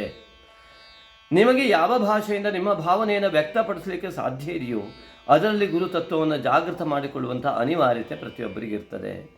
ಹಾಗಾಗಿ ನಾವು ಯಾವ ಭಾಷೆಯನ್ನು ಮಾತನಾಡ್ತಾ ಇದ್ದೇವೆ ಆ ಭಾಷೆಯಲ್ಲಿ ಒಳ್ಳೆಯ ಶಬ್ದಗಳನ್ನು ಮಾತ್ರ ಬಳಸ್ತಕ್ಕಂಥದ್ದು. ಪ್ರತಿ ಸನ್ನಿವೇಶದಲ್ಲಿ ಈ ಇಲ್ಲ ಇಲ್ಲ ಇಲ್ಲ ಎನ್ನುವಂತಹ ಯಾವ ನೆಗೆಟಿವ್ ಮೀನಿಂಗನ್ನು ಕೊಡ್ತಕ್ಕಂತಹ, ಋಣಾತ್ಮಕ ಅರ್ಥವನ್ನು ಕೊಡ್ತಕ್ಕಂತಹ ಯಾವ ಶಬ್ದಗಳಿದ್ದಾವೆ ಅದನ್ನು ಸಂಪೂರ್ಣವಾಗಿ ತಡೆ ಹಿಡಿಯುವಂಥ ಕ್ರಮವನ್ನು ಮಾಡ್ತಾ, ಅಂದರೆ ಬುದ್ಧಿಗೆ ಕೆಲಸವನ್ನು ಕೊಡ್ತಾ, ಇದೇ ಎನ್ನುವ ಶಬ್ದಗಳ ಮೂಲಕವೇ ಉತ್ತರವನ್ನು ಕೊಡುವಂಥದ್ದು ಒಂದನೆಯ ಪ್ರಕ್ರಿಯೆ. ಹೇಗೆಂದರೆ ಬೆಳಗಿನಿಂದ ಸಂಜೆಯವರೆಗೆ ಇಲ್ಲ ಅನ್ನುವ ಶಬ್ದವನ್ನು ಎಷ್ಟು ಬಳಸ್ತೀರಿ ನೀವು? ಅವನು ಸರಿ ಇಲ್ಲ, ಅದು ಸರಿ ಇಲ್ಲ, ಅವ್ರು ಹಾಗಿದ್ದಾರೆ ಎನ್ನುವಂತಾಗಿ ಬೇರೆಯವರ ಮೇಲೆ ಆರೋಪವನ್ನು ಎಷ್ಟು ಮಾಡ್ತಿದ್ರಿ? ಅವರು ನನಗೆ ಹೀಗೆ ಮಾಡಿಬಿಟ್ರು ಅಂತ ನಮ್ಮ ಆತ್ಮಬಲವನ್ನು ಕುಗ್ಗಿಸಿಕೊಳ್ಳತಕ್ಕಂಥ ಕ್ರಿಯೆಯನ್ನು ಎಷ್ಟು ಮಾಡ್ತೀರಿ? ಅಯ್ಯೋ ಅಂತ ಅಳ್ತಾ, ನನಗೇ ಕಷ್ಟ ಅಂತ ಕೂಗಾಡ್ತಾ ಕೊರಗ್ತಾ ಕುಳಿತುಕೋತೀರಿ. ಎಷ್ಟರ ಪ್ರಮಾಣದಲ್ಲಿ ನೀವು ಸಿಟ್ಟನ್ನು ಮಾಡ್ತಾ ಬರ್ತೀರಿ. ನಾನು ನಾನು ಎನ್ನುವ ಭಾವವನ್ನು ಜಾಗೃತ ಮಾಡಿಕೊಳ್ತಾ ಅದನ್ನು ಆ ಒಂದು ಕುಜನ ಪ್ರಭಾವ ಅಥವಾ ರಜೋಗುಣ ಪ್ರಭಾವ ಅಂತ ಹೇಳ್ತೇವೆ, ಅದರ ಮೂಲಕವಾಗಿ ನೀವು ಹೆಚ್ಚಿಸ್ತಾ ಹೋಗ್ತೀರಿ. ಇದರ ಅವಲಂಬಿತವಾಗಿ ನಿಮ್ಮ ಪುಣ್ಯಾಂಶಗಳು ತೊಳಿತಾ ಹೋಗ್ತದೆ. ಆದ್ದರಿಂದಾಗಿ ಆ ಬುದ್ಧಿಯ ಒಂದು ಶಕ್ತಿಯನ್ನು ನಿರ್ನಾಮ ಮಾಡೋದಕ್ಕೆ 10-12 ಈ ಕ್ರೋಧ, ಲೋಭ, ಮೋಹ, ಮದ, ಮತ್ಸರಗಳಾದಿಗಳೆಲ್ಲವೂ ಕೂಡ ನಮ್ಮ ಬುದ್ಧಿಶಕ್ತಿಯನ್ನು, ನಮ್ಮ ಚಿತ್ತದಲ್ಲಿ ಇನ್ನೊಂದಿಷ್ಟು ಕಲುಷತೆಯನ್ನು ಹೆಚ್ಚಿಗೆ ಮಾಡ್ತಾ ನಮ್ಮಲ್ಲಿ ಒಳ್ಳೆಯದನ್ನು ಕಡಿಮೆ ಮಾಡ್ತಾ ಹೋಗುವಂಥ ಕ್ರಿಯೆಗಳಾಗಿ ಪರಿಣಮಿಸ್ತವೆ. ಆದ್ದರಿಂದಾಗಿ ದೈವಬಲ ಕಡಿಮೆ ಆಗಿ, ಆತ್ಮಬಲ ಕಡಿಮೆ ಆಗಿ, ಈ ಮನೋಬಲ ಕುಗ್ಗಿ ನಮ್ಮ ಯೋಗಗಳೆಲ್ಲವೂ ಕೂಡ ಎಲ್ಲಿ ಕೈ ಹಾಕಿದರೂ ಕೆಲಸ ಆಗದ ರೀತಿಯಲ್ಲಿ ಉಂಟಾಗ್ತದೆ. ಹಾಗಾಗಿ ನಮ್ಮ ಯೋಗಗಳನ್ನು ಸೃಷ್ಟಿಸಿಕೊಳ್ಳುವ ಅವಕಾಶವನ್ನು ಭಗವಂತ ನಮಗೆ ಕೊಟ್ಟಿದ್ದಾನೆ. ಯಾವ ರೀತಿಯಾದ ಯೋಗವನ್ನು ಸೃಷ್ಟಿಸಿಕೊಳ್ಳಬೇಕು, ನನ್ನ ಮನೋಬಲವನ್ನು, ಆತ್ಮಬಲವನ್ನು ಹೇಗೆ ಹೆಚ್ಚಿಸಿಕೊಳ್ಳಬೇಕು ಅನ್ನೋ ಚಿಂತನೆಯೇ ಇಲ್ಲದೆ ಕೇವಲ ಹಣ ಮಾಡುವ ಉದ್ದೇಶದಿಂದ ವ್ಯವಹಾರ ಮಾಡ್ತಾ ಇದ್ದವರು ಎಷ್ಟೊತ್ತಿಗೂ ಕೂಡ ಹಿನ್ನಡೆಯನ್ನು ಪಡೆದರೆ ತಡೆದುಕೊಳ್ಳಲಾಗದಂತಹ ಮನಸ್ಥಿತಿಗೆ ಹೋಗಿಬಿಡ್ತಾರೆ. ಆದ್ದರಿಂದಾಗಿ ಅಂತಹ ಒಂದು ಆತ್ಮಬಲ ಜಾಗೃತಿಯನ್ನು ಆದಾಗ, ಆತ್ಮಬಲ ಯಾವತ್ತೂ ಕೂಡ ಏರುಪೇರು ಆಗೋದೇ ಇಲ್ಲ. ಹೇಗೆ ಸೂರ್ಯ ನಿರಂತರವಾಗಿ ಪ್ರಕಾಶಮಾನವಾಗಿ, ಇವತ್ತು ಸೂರ್ಯನ ತಾಪ ಕಡಿಮೆ ಆಯಿತಾ, ಮೋಡ ಬಂದರೆ ಕಡಿಮೆ ಆದಾಗ ಕಾಣ್ತದೆ. ಸೂರ್ಯ ಯಾವ್ಯಾವ ಸ್ಥಾನದಲ್ಲಿದ್ದಾಗ ಎಷ್ಟೆಷ್ಟು ಪ್ರಮಾಣದ ಬೆಳಕನ್ನು ಯಾವ ದಿಕ್ಕಿನಲ್ಲಿ ಕೊಡಬೇಕು ಅದೇ ಪ್ರಮಾಣದಲ್ಲಿ ನಿರಂತರವಾಗಿರ್ತದೆ. ಒಂದು ದಿವಸ ಅಲ್ಲ, 1000 ವರ್ಷ ಹೋದರೂ ಇರ್ತದೆ. ಇದೇ ಆತ್ಮಬಲ.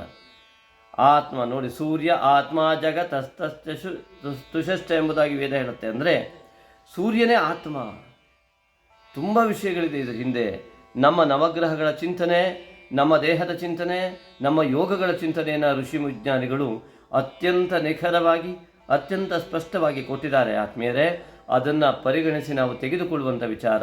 ಇವತ್ತು ಆಧ್ಯಾತ್ಮಿಕ ಚಿಂತನೆಯ ಜೊತೆಗೆ ಈ ವಿಜ್ಞಾನವನ್ನು ಸೇರಿಸಿಕೊಂಡವಳು ಹೇಳುವವರು ಬಹಳ ಇದ್ದಾರೆ.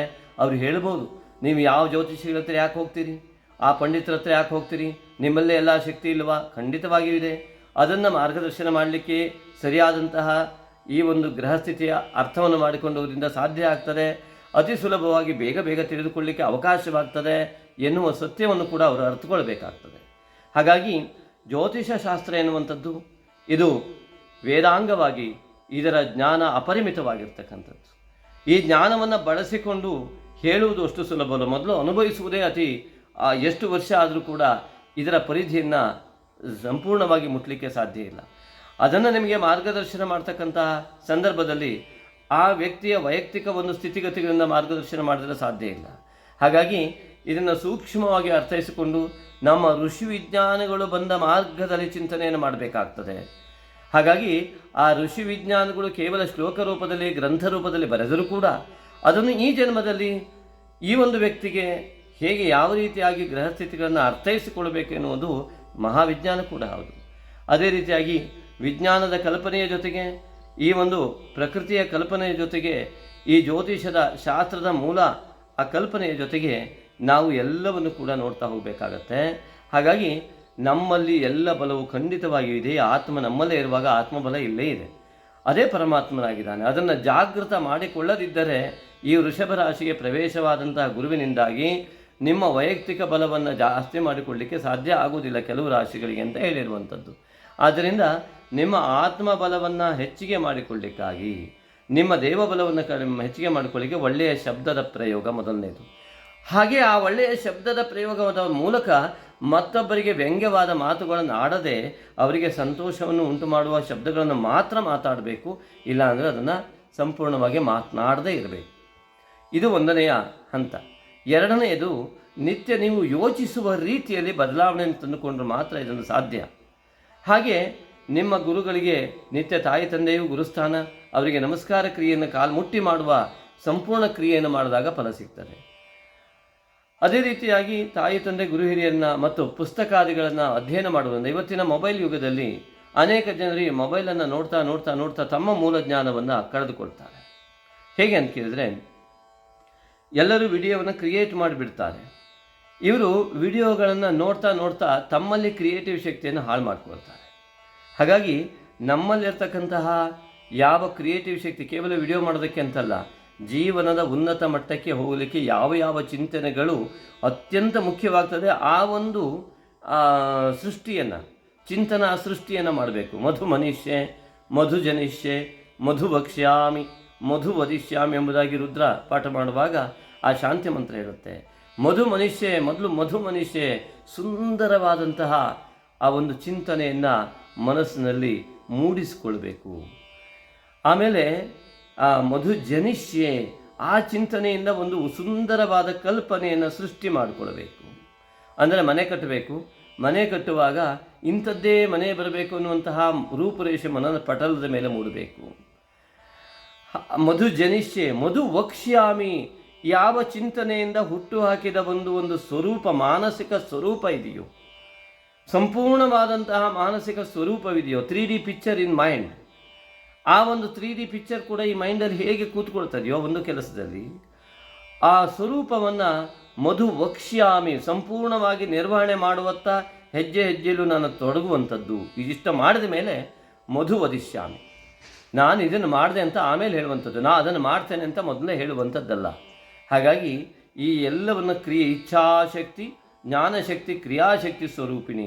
ಮೊದಲು ಇಚ್ಛೆಯನ್ನು ಆ ಕೆಲಸದಲ್ಲಿ ಇಟ್ಟುಕೊಂಡು ಆ ಜ್ಞಾನಶಕ್ತಿಯಾಗಿ ಪರಿವರ್ತಿಸಿಕೊಂಡು ಅದರಲ್ಲಿ ಎಲ್ಲ ಜ್ಞಾನವನ್ನು ಸಂಕಲನಗೊಳಿಸಿ ಆ ವಿಷಯಕ್ಕೆ ತಕ್ಕಂತೆ ಆಮೇಲೆ ಕ್ರಿಯೆಗೆ ಇಳಿತಕ್ಕಂಥದ್ದು. ಇಚ್ಛೆ ಇದ್ದು ಅದರ ಬಗ್ಗೆ ಜ್ಞಾನವೂ ಇದ್ದು ಕ್ರಿಯೆಯಲ್ಲಿ ಇಳಿದಾಗ ಆ ಮಾತಾ ನಮ್ಮನ್ನು ಸಂಪೂರ್ಣವಾಗಿ ಕೈ ಹಿಡಿದು ನಿಲ್ಲಿಸ್ತಾಳೆ. ಹಾಗಾಗಿ ಇಚ್ಛಾಶಕ್ತಿ, ಜ್ಞಾನಶಕ್ತಿ, ಕ್ರಿಯಾಶಕ್ತಿ ಸ್ವರೂಪಿಣಿ ಎಂಬುದಾಗಿ ಲಲಿತಾ ಸಹಸ್ರನಾಮದಲ್ಲಿ ಬರುವಂಥ ವಿಚಾರ. ಮಿತ್ರರೇ, ಆತ್ಮೀಯರೇ, ಬಹಳ ದೀರ್ಘಕಾಲಿಕವಾದ ಈ ವಿಡಿಯೋವನ್ನು ನೋಡಿದ್ದೀರಾ. ವಿಷಯಗಳು ಬಹಳಷ್ಟಿದೆ. ವೈಯಕ್ತಿಕ ಒಬ್ಬೊಬ್ಬ ವ್ಯಕ್ತಿಗೆ ವಿಷಯಗಳು ಭಿನ್ನ ಭಿನ್ನವಾಗಿ ಪರಿವರ್ತಿತವಾಗ್ತಾ ಹೋಗ್ತದೆ. ಹಾಗಾಗಿ ಅನೇಕ ವಿಚಾರಗಳಲ್ಲಿ, ಜ್ಯೋತಿಷ್ಯ ವಿಚಾರದಲ್ಲಿರ್ಬೋದು, ನಮ್ಮ ಜೀವನದ ಸಾಧನೆಯ ಚಿಂತನೆಯಲ್ಲಿ, ಮಾನಸಿಕ ಚಿಂತನೆಯ ಸಾಧನೆಯಲ್ಲಿ, ಅಧ್ಯಾತ್ಮ ಸಾಧನೆಯಲ್ಲಿ ಯಾವ್ಯಾವ ಮಾರ್ಗದರ್ಶನಗಳು ತಮಗೆ ಬೇಕು, ಹಾಗಿದ್ದರೂ ಕೂಡ ನನ್ನನ್ನು ನೇರವಾಗಿ ಸಂಪರ್ಕಿಸಲಿಕ್ಕೂ ಕೂಡ ಅವಕಾಶ ಇದೆ. ಆದರೆ ಯಾವುದೇ ರೀತಿಯಾಗಿ ನಿಮ್ಮ ಸ್ವಾರ್ಥಕ್ಕೋಸ್ಕರವಾಗಿ ನೀವು ಬೆಳೀರಿ, ಉತ್ತಮವಾದಂತಹ ಜೀವನವನ್ನು ಮಾಡಿ, ಅತ್ಯಂತ ಉತ್ತಮವಾದ ಹಣವನ್ನು ಸಂಪಾದನೆ ಮಾಡಿ. ಆದರೆ ಈ ಕಮರ್ಷಿಯಲ್ ಪರ್ಪಸ್ಸಿಂದಾಗಿ ಅಥವಾ ಯಾವುದಾದ್ರೂ ಒಂದು ಜಾದು ಮಾಡಿಕೊಡಿ ಗುರುಗಳೇ ಎಂಬುದಾಗಿ, ತಕ್ಷಣ ನನಗೆ ಆಗಬೇಕು, ಆ ವಶೀಕರಣ ಮಾಡಿಕೊಳ್ಳಿ ಎಂಬುದಾಗಿ ಖಂಡಿತವಾಗಿ ನಮ್ಮನ್ನು ಸಂಪರ್ಕಿಸಬೇಡಿ. ನೀವು ಯಾವುದೇ ರೀತಿಯಿಂದಾಗಿ ಒಬ್ಬರು ಮೊನ್ನೆ RCB ಗೆಲ್ಲತ್ತೋ ಯಾವ್ದು ಗೆಲ್ಲತ್ತೋ ಎಂಬುದಾಗಿ ನಾವು 10 ಲಕ್ಷ ಬೆಟ್ಟು ಕಟ್ಟಿದ್ದೀವಿ ಅಂತ ಫೋನ್ ಮಾಡಿದ್ರು. ಮಿತ್ರರೇ, ಒಂದು ಮಾತನ್ನು ಹೇಳ್ತೇನೆ ಕೇಳಿ. ಆ ವ್ಯಕ್ತಿ ಇನ್ನೂ ಯುವಕ. ನೋಡಿ, ಇವತ್ತಿನ ಸಮಾಜ ಎತ್ತ ಕಡೆ ಹೋಗ್ತಾ ಇದೆ ಅಂತಂದರೆ, ನಾನು 10 ಲಕ್ಷ ಬೆಟ್ಟು ಕಟ್ಟಿಬಿಟ್ಟಿದ್ದೀನಿ ಸ್ವಾಮೀಜಿ, ದಯವಿಟ್ಟು ಇದಕ್ಕೆ ಉತ್ತರ ಕೊಡಿ, ಯಾವ್ದು ಗೆಲ್ಲತ್ತೆ ಎಂಬುದಾಗಿ ಕೇಳಿಬಿಟ್ರು. ಆಗ ತಕ್ಷಣ ನಾನೇ ಕೇಳಿದೆ, ಜ್ಯೋತಿಷ್ಯ ಇರುವಂಥದ್ದು ಭೂಮಿಯ ಚಲನೆಯನ್ನು ಆಧರಿಸಿ. ಅಲ್ಲಿ ಕ್ರಿಕೆಟ್ ಬಾಲ್ ಭೂಮಿ ಥರ ಇದೆ ಅಂತೇಳಿ ಬಾಲನ್ನು ಆಧರಿಸಿ ಅಲ್ವಾ ಅಂತ ಕೇಳಿದೆ. ಉತ್ತರವನ್ನು ಕೊಡ್ಬೋದು. ಜ್ಯೋತಿಷ್ಯದಲ್ಲಿ ಅವಕಾಶ ಇದೆ. ಪ್ರಶ್ನೆಶಾಸ್ತ್ರದ ಮೂಲಕವಾಗಿ ಯಾವ್ದು ಗೆಲ್ತದೆ ಅಂತ ಖಂಡಿತವಾಗಿ ನಿಖರವಾಗಿ ಹೇಳಲಿಕ್ಕೆ ಸಾಧ್ಯ ಇದೆ. ಆಡೋಕ್ಕಿಂತ ಮುಂಚೆಯಿಂದಲೇ ನಾವು ಹೇಳೋದಕ್ಕೆ ಸಾಧ್ಯ ಇದೆ. ಆದರೆ ಇದು ಸಮಾಜಕ್ಕೆ ಹಿತವೋ ಅಹಿತವೋ ಎನ್ನುವಂಥ ಚಿಂತನೆ ಇಲ್ಲದಿದ್ದರೆ ಜ್ಯೋತಿಷ್ಯ ಶಾಸ್ತ್ರವೂ ಕೂಡ ವ್ಯರ್ಥವಾಗಿ ಹೋಗ್ತದೆ. ಆದ್ದರಿಂದ ಅವ್ರಿಗೆ ಕೇಳಿದೆ, ಈ ಭೂಮಿಯನ್ನು ಅವನಿಗೆ ಭ್ರಮೆ ಹುಟ್ಟಿಸುವ ಒಂದು ಕೆಲಸವನ್ನು ನಾವು ಮಾಡಿದ್ವಿ. ಯಾಕೆಂದರೆ ಅವನಲ್ಲಿ ಬದಲಾವಣೆ ಬರಲಿ ಅಂತ. ಯಾವುದೋ ಒಂದು ರೀತಿಯಿಂದಾಗಿ ಈ ಬೆಟ್ಟನ್ನು ಕಟ್ಟಿ ದುಡ್ಡು ಮಾಡಿ ದಿವಾಳಿಯಾಗಿ ಆ ಕುಟುಂಬ ಹಾಳಾಗೋದು ಬೇಡ ಎನ್ನುವಂಥ ಚಿಂತನೆಯೊಂದಿಗೆ ನಾವೊಂದು ಪ್ರಶ್ನೆಯನ್ನು ಕೇಳಿದ್ವಿ. ಈ ಬಾಲನ್ನು ತಿರುಗುವುದರ ಮೂಲಕ ಜ್ಯೋತಿಷ್ಯ ಶಾಸ್ತ್ರ ಇದೆಯೋ ಭೂಮಿ ತಿರುಗುವುದ್ರ ಮೂಲಕ ಕೇಳಿದೆ. ಆಗ ಅವನು ಭೂಮಿ ತಿರುಗುವುದ್ರ ಮೂಲಕ ಸ್ವಾಮಿ ಅಂತಂದ. ಅಷ್ಟಾರು ಜ್ಞಾನ ಇದೆಯಲ್ಲ, ನನಗೆ ಸಂತೋಷ ಆಯಿತು. ಹಾಗಾಗಿ ಈ ಸೂರ್ಯ ಭೂಮಿಯ ಚಲನೆಯಿಂದಾಗಿ ಉಂಟಾಗಿದೆ ಅಂದಮೇಲೆ ಇದರ ಬಗ್ಗೆ ಕೇಳು, ಭೂಮಿ ಎಷ್ಟು ದಿವಸದಲ್ಲಿ ಎಷ್ಟು ದೂರದಲ್ಲಿ ಇರುತ್ತೆ ಅಂತ. ಅದನ್ನು ನಾನು ನಿಖರವಾಗಿ ತಿಥಿ ಮಿಥಿ ಪ್ರಕಾರವಾಗಿ ಪಂಚಾಂಗಗಳನ್ನು ಹೇಳ್ತೇನೆ. ಆದ್ದರಿಂದಾಗಿ ಇದು ಈ ಒಳ್ಳೆಯ ಕೆಲಸ ಮಾಡ್ತಾ ಇದ್ದೀಯ ನೀನು, ಕೆಟ್ಟ ಕೆಲಸನೋ ಅಂತ ನಿನಗೇನು ಅನಿಸ್ತದೆ, ಆಮೇಲೆ ನಾನು ಉತ್ತರ ಕೊಡ್ತೀನಿ ನೋಡೋಣ ಅಂತ ಕೇಳಿದೆ. ಇದು ಸಮಾಜಕ್ಕೆ ಹಿತವಾದ ಕೆಲಸವಾಗಿದ್ದರೆ ಏನಾದರೂ ಪ್ರಯತ್ನ ಮಾಡೋಣ. ನೀನು ಏನು ಬೆಟ್ಟು ಕಟ್ತೀನಿ ಅಂತ ಹೇಳಿದೆಯಲ್ಲ, ಇದು ಸಮಾಜಕ್ಕೆ ಹಿತವಾದ ಕೆಲಸ ಅಥವಾ ನಿನಗೆ ಹಿತವಾದ ಕೆಲಸ. ದುಡ್ಡು ಬಂದರೆ ಹಿತ, ದುಡ್ಡು ಇಲ್ಲ ಅಂದರೆ ಅಹಿತ ಅಂತ ಪರಿಗಣನೆ ಮಾಡ್ತೀಯಲ್ವಾ ನೀನು ಎಂಬುದಾಗಿ ಕೇಳಿದಾಗ ಹೌದು ಸ್ವಾಮಿ ಅಂತಂದ. ಹಾಗಿದ್ರೆ ಸಮಾಜಕ್ಕೆ ಹಿತವಾಗಿ ಪರಿಣಮಿಸುವ ಲಕ್ಷಣ ಇಲ್ಲ ಅಲ್ವಾ ಇದರಲ್ಲಿ? ಒಳ್ಳೆಯ ಸಮಾಜದ ಲಕ್ಷಣ ಅಲ್ವಾ ಇದು? ಅಲ್ಲ ಅಂತ ಕೇಳಿದಾಗ ಜೂಜಾಟ ಇತ್ಯಾದಿಗಳಿಗೆ ಸೇರ್ತದೆ ಅಲ್ವಾ ಇದನ್ನು? ಹೌದು ಸ್ವಾಮಿ. ಹಾಗಿದ್ರೆ ನೀನು ಮಾಡ್ತಾ ಇರೋದು ಕೆಟ್ಟ ಕೆಲಸ ಅಂತ ಅಲ್ವಾ? ಹೌದಲ್ವಾ? ದಯವಿಟ್ಟು ನೀವು ಮಾಡುವ ಯಾವ ಕೆಟ್ಟ ಕೆಲಸಕ್ಕೂ ನನಗೆ ದಯವಿಟ್ಟು ಫೋನ್ ಮಾಡಬೇಡಿ. ಒಳ್ಳೆಯ ಕೆಲಸ ಮಾಡ್ತಾಯಿದ್ರೆ ಹೇಳಿ. ನಾವು ದೈವ ಬಲವನ್ನು ಹೇಗೆ ವೃದ್ಧಿಸಿಕೊಂಡು ಆ ಕೆಲಸದಲ್ಲಿ ಯಶಸ್ಸನ್ನು ಪಡ್ಕೋಬೋದು ಅಂತ ಮಾರ್ಗದರ್ಶನ ಮಾಡಿ ನಮ್ಮ ಜೀವನವೂ ಸಾರ್ಥಕವಾಗ್ತದೆ. ಅದರಿಂದಾಗಿ ಒಳ್ಳೆಯ ಚಿಂತನೆ ಇಟ್ಕೊಂಡು ಮಾಡಿ. ದಯವಿಟ್ಟು ನೀನು ನನಗಂದೇ ಅಲ್ಲ, ಯಾವ ಜ್ಯೋತಿಷಿಗಳು ಕೈ ಮುಗಿದು ಕೇಳ್ತೇನೆ, ಹೋಗಿ ನಾನು RCBಗೆ ಬೆಟ್ ಕಟ್ತಾ ಇದ್ದೇನೆ, ಈ ರೀತಿಯಾಗಿ ಕೇಳ್ಕೋಬೇಡಿ. ಆ ರೀತಿಯಾಗಿ ನಿಮ್ಮ ಜೀವನವನ್ನು ಹಾಳು ಮಾಡ್ಕೊಳ್ಬೇಡಿ. ಒಳ್ಳೆಯ ರೀತಿಯಲ್ಲಿ ಹೆಜ್ಜೆನಿಟ್ಟು 10 ಲಕ್ಷಕ್ಕಿಂತ 1 ಕೋಟಿಯನ್ನು ಬೆಳೆಯುವಂತಹ ಒಂದು ಮನಶ್ಚಿಂತನೆಯನ್ನು ನೀವು ಬೆಳೆಸ್ಕೊಳ್ಳಿ ಎಂಬುದಾಗಿ ನಾನು ಉತ್ತರ ಕೊಟ್ಟೆ. ಅದೇ ರೀತಿಯಾಗಿ ಈ ಒಂದು ಚಿಂತನೆಯನ್ನು ನಿಮ್ಮಲ್ಲಿರ್ತಾ ದಯವಿಟ್ಟು ಸಬ್ಸ್ಕ್ರೈಬ್ ಮಾಡದಿದ್ದರೆ ಸಬ್ಸ್ಕ್ರೈಬ್ ಮಾಡಿ. ಈ ಚಾನಲನ್ನು ನೀವು ನಿರಂತರವಾಗಿ ನೋಡ್ತೀರಿ ಅನ್ನೋ ಭಾವದೊಂದಿಗೆ ನಾವು ದೀರ್ಘಕಾಲಿಕ ವಿಡಿಯೋದ ನಂತರ ವಿರಮಿಸ್ತಾ ಇದ್ದೇವೆ. ಧನ್ಯವಾದಗಳು ಮಿತ್ರರೇ. ಆತ್ಮೀಯರೇ, ಇಷ್ಟು ಹೊತ್ತಿನ ಈ ಒಂದು ವೃಷಭ ರಾಶಿಯ ಫಲವನ್ನು ಸಾಮಾನ್ಯವಾದ ಈ ಗುರುವಿನ ಚಲನೆಯಿಂದ ಹೇಳಿದ್ದೇವೆ. ಎಲ್ಲ ರಾಶಿಯ ಫಲವನ್ನು ಸಾಮಾನ್ಯವಾಗಿ ಹೇಳಿದ್ದೇವೆ. ಇನ್ನೂ ಹೆಚ್ಚಿನ ಸಂಪರ್ಕಕ್ಕಾಗಿ ನಮಗೆ ನೀವು ಈ ಕೆಳಗಿನ ವಾಟ್ಸಪ್ ನಂಬರಿಗೆ ವಾಟ್ಸಪ್ ಮಾಡುವ ಮೂಲಕವಾಗಿ ನಮ್ಮ ವಿಡಿಯೋವನ್ನು ಇಲ್ಲಿ ಡಿಸ್ಕ್ರಿಪ್ಷನಲ್ಲಿ ಕೊಟ್ಟಿದ್ದೇವೆ. ಅದನ್ನು ಹೇಗೆ ಸಂಪರ್ಕಿಸಬಹುದು ಎನ್ನುವ ವಿಡಿಯೋವನ್ನು ಕೊಟ್ಟಿದ್ದೇವೆ. ಅದನ್ನು ಕೂಡ ಕ್ಲಿಕ್ ಮಾಡಿ ನೋಡ್ಕೊಳ್ಬೋದು. ಆದರೆ ಪದೇ ದೂರವಾಣಿ ಮಾಡುವ ಅಗತ್ಯ ನಮಗಿರೋದಿಲ್ಲ. ನೇರವಾದಂಥ ನಾವೇ ದೂರವಾಣಿ ಮಾಡುವಂತಹ ವ್ಯವಸ್ಥೆಯನ್ನು ಇಟ್ಕೊಂಡಿದ್ದೇವೆ. ಹಾಗಾಗಿ ಅದೊಂದು ಸಂಕಲ್ಪ, ಯಾವುದೇ ರೀತಿಯಿಂದಾಗಿ ನಿಮಗೆ ದೂರವಾಣಿಯ ನಮ್ಮ ಜೊತೆ ಸಂಪರ್ಕ ಮಾಡಬೇಕು ಅಂತ ಚಿಂತನೆ ಇದ್ದರೆ, ದಯವಿಟ್ಟು ಯಾರು ಧ್ಯಾನಕ್ಕೆ ಸೇರಿಕೊಳ್ಬೇಕು ಅಂತ ಚಿಂತನೆ ಇದ್ದರೆ ಖಂಡಿತವಾಗಿಯೂ ಈ ಡಿಸ್ಕ್ರಿಪ್ಷನಲ್ಲಿ ನಿಮ್ಮ ಕಾಮೆಂಟ್ ಬಾಕ್ಸಲ್ಲಿ ನಿಮ್ಮ ಫೋನ್ ನಂಬರು, ಯಾವುದರಲ್ಲಿ ಆಸಕ್ತಿ ಇತ್ಯಾದಿಗಳನ್ನು ನಮಗೆ ತಿಳಿಸಿದಾಗ ನಾವು ನಿಮಗೆ ಸರಿಯಾದ ಮಾರ್ಗದರ್ಶನವನ್ನು ಕೊಡ್ತೇವೆ. ನಿಮ್ಮ ಸಂಪರ್ಕದಲ್ಲಿ ನಿರಂತರ ಇರುವ ಪ್ರಯತ್ನವನ್ನು ನಾವು ಮಾಡ್ತೇವೆ. ಧನ್ಯವಾದಗಳು ಆತ್ಮೀಯರೇ. ಲೋಕಾ ಸಮಸ್ತ ಸುಖಿನೋ ಭವಂತು.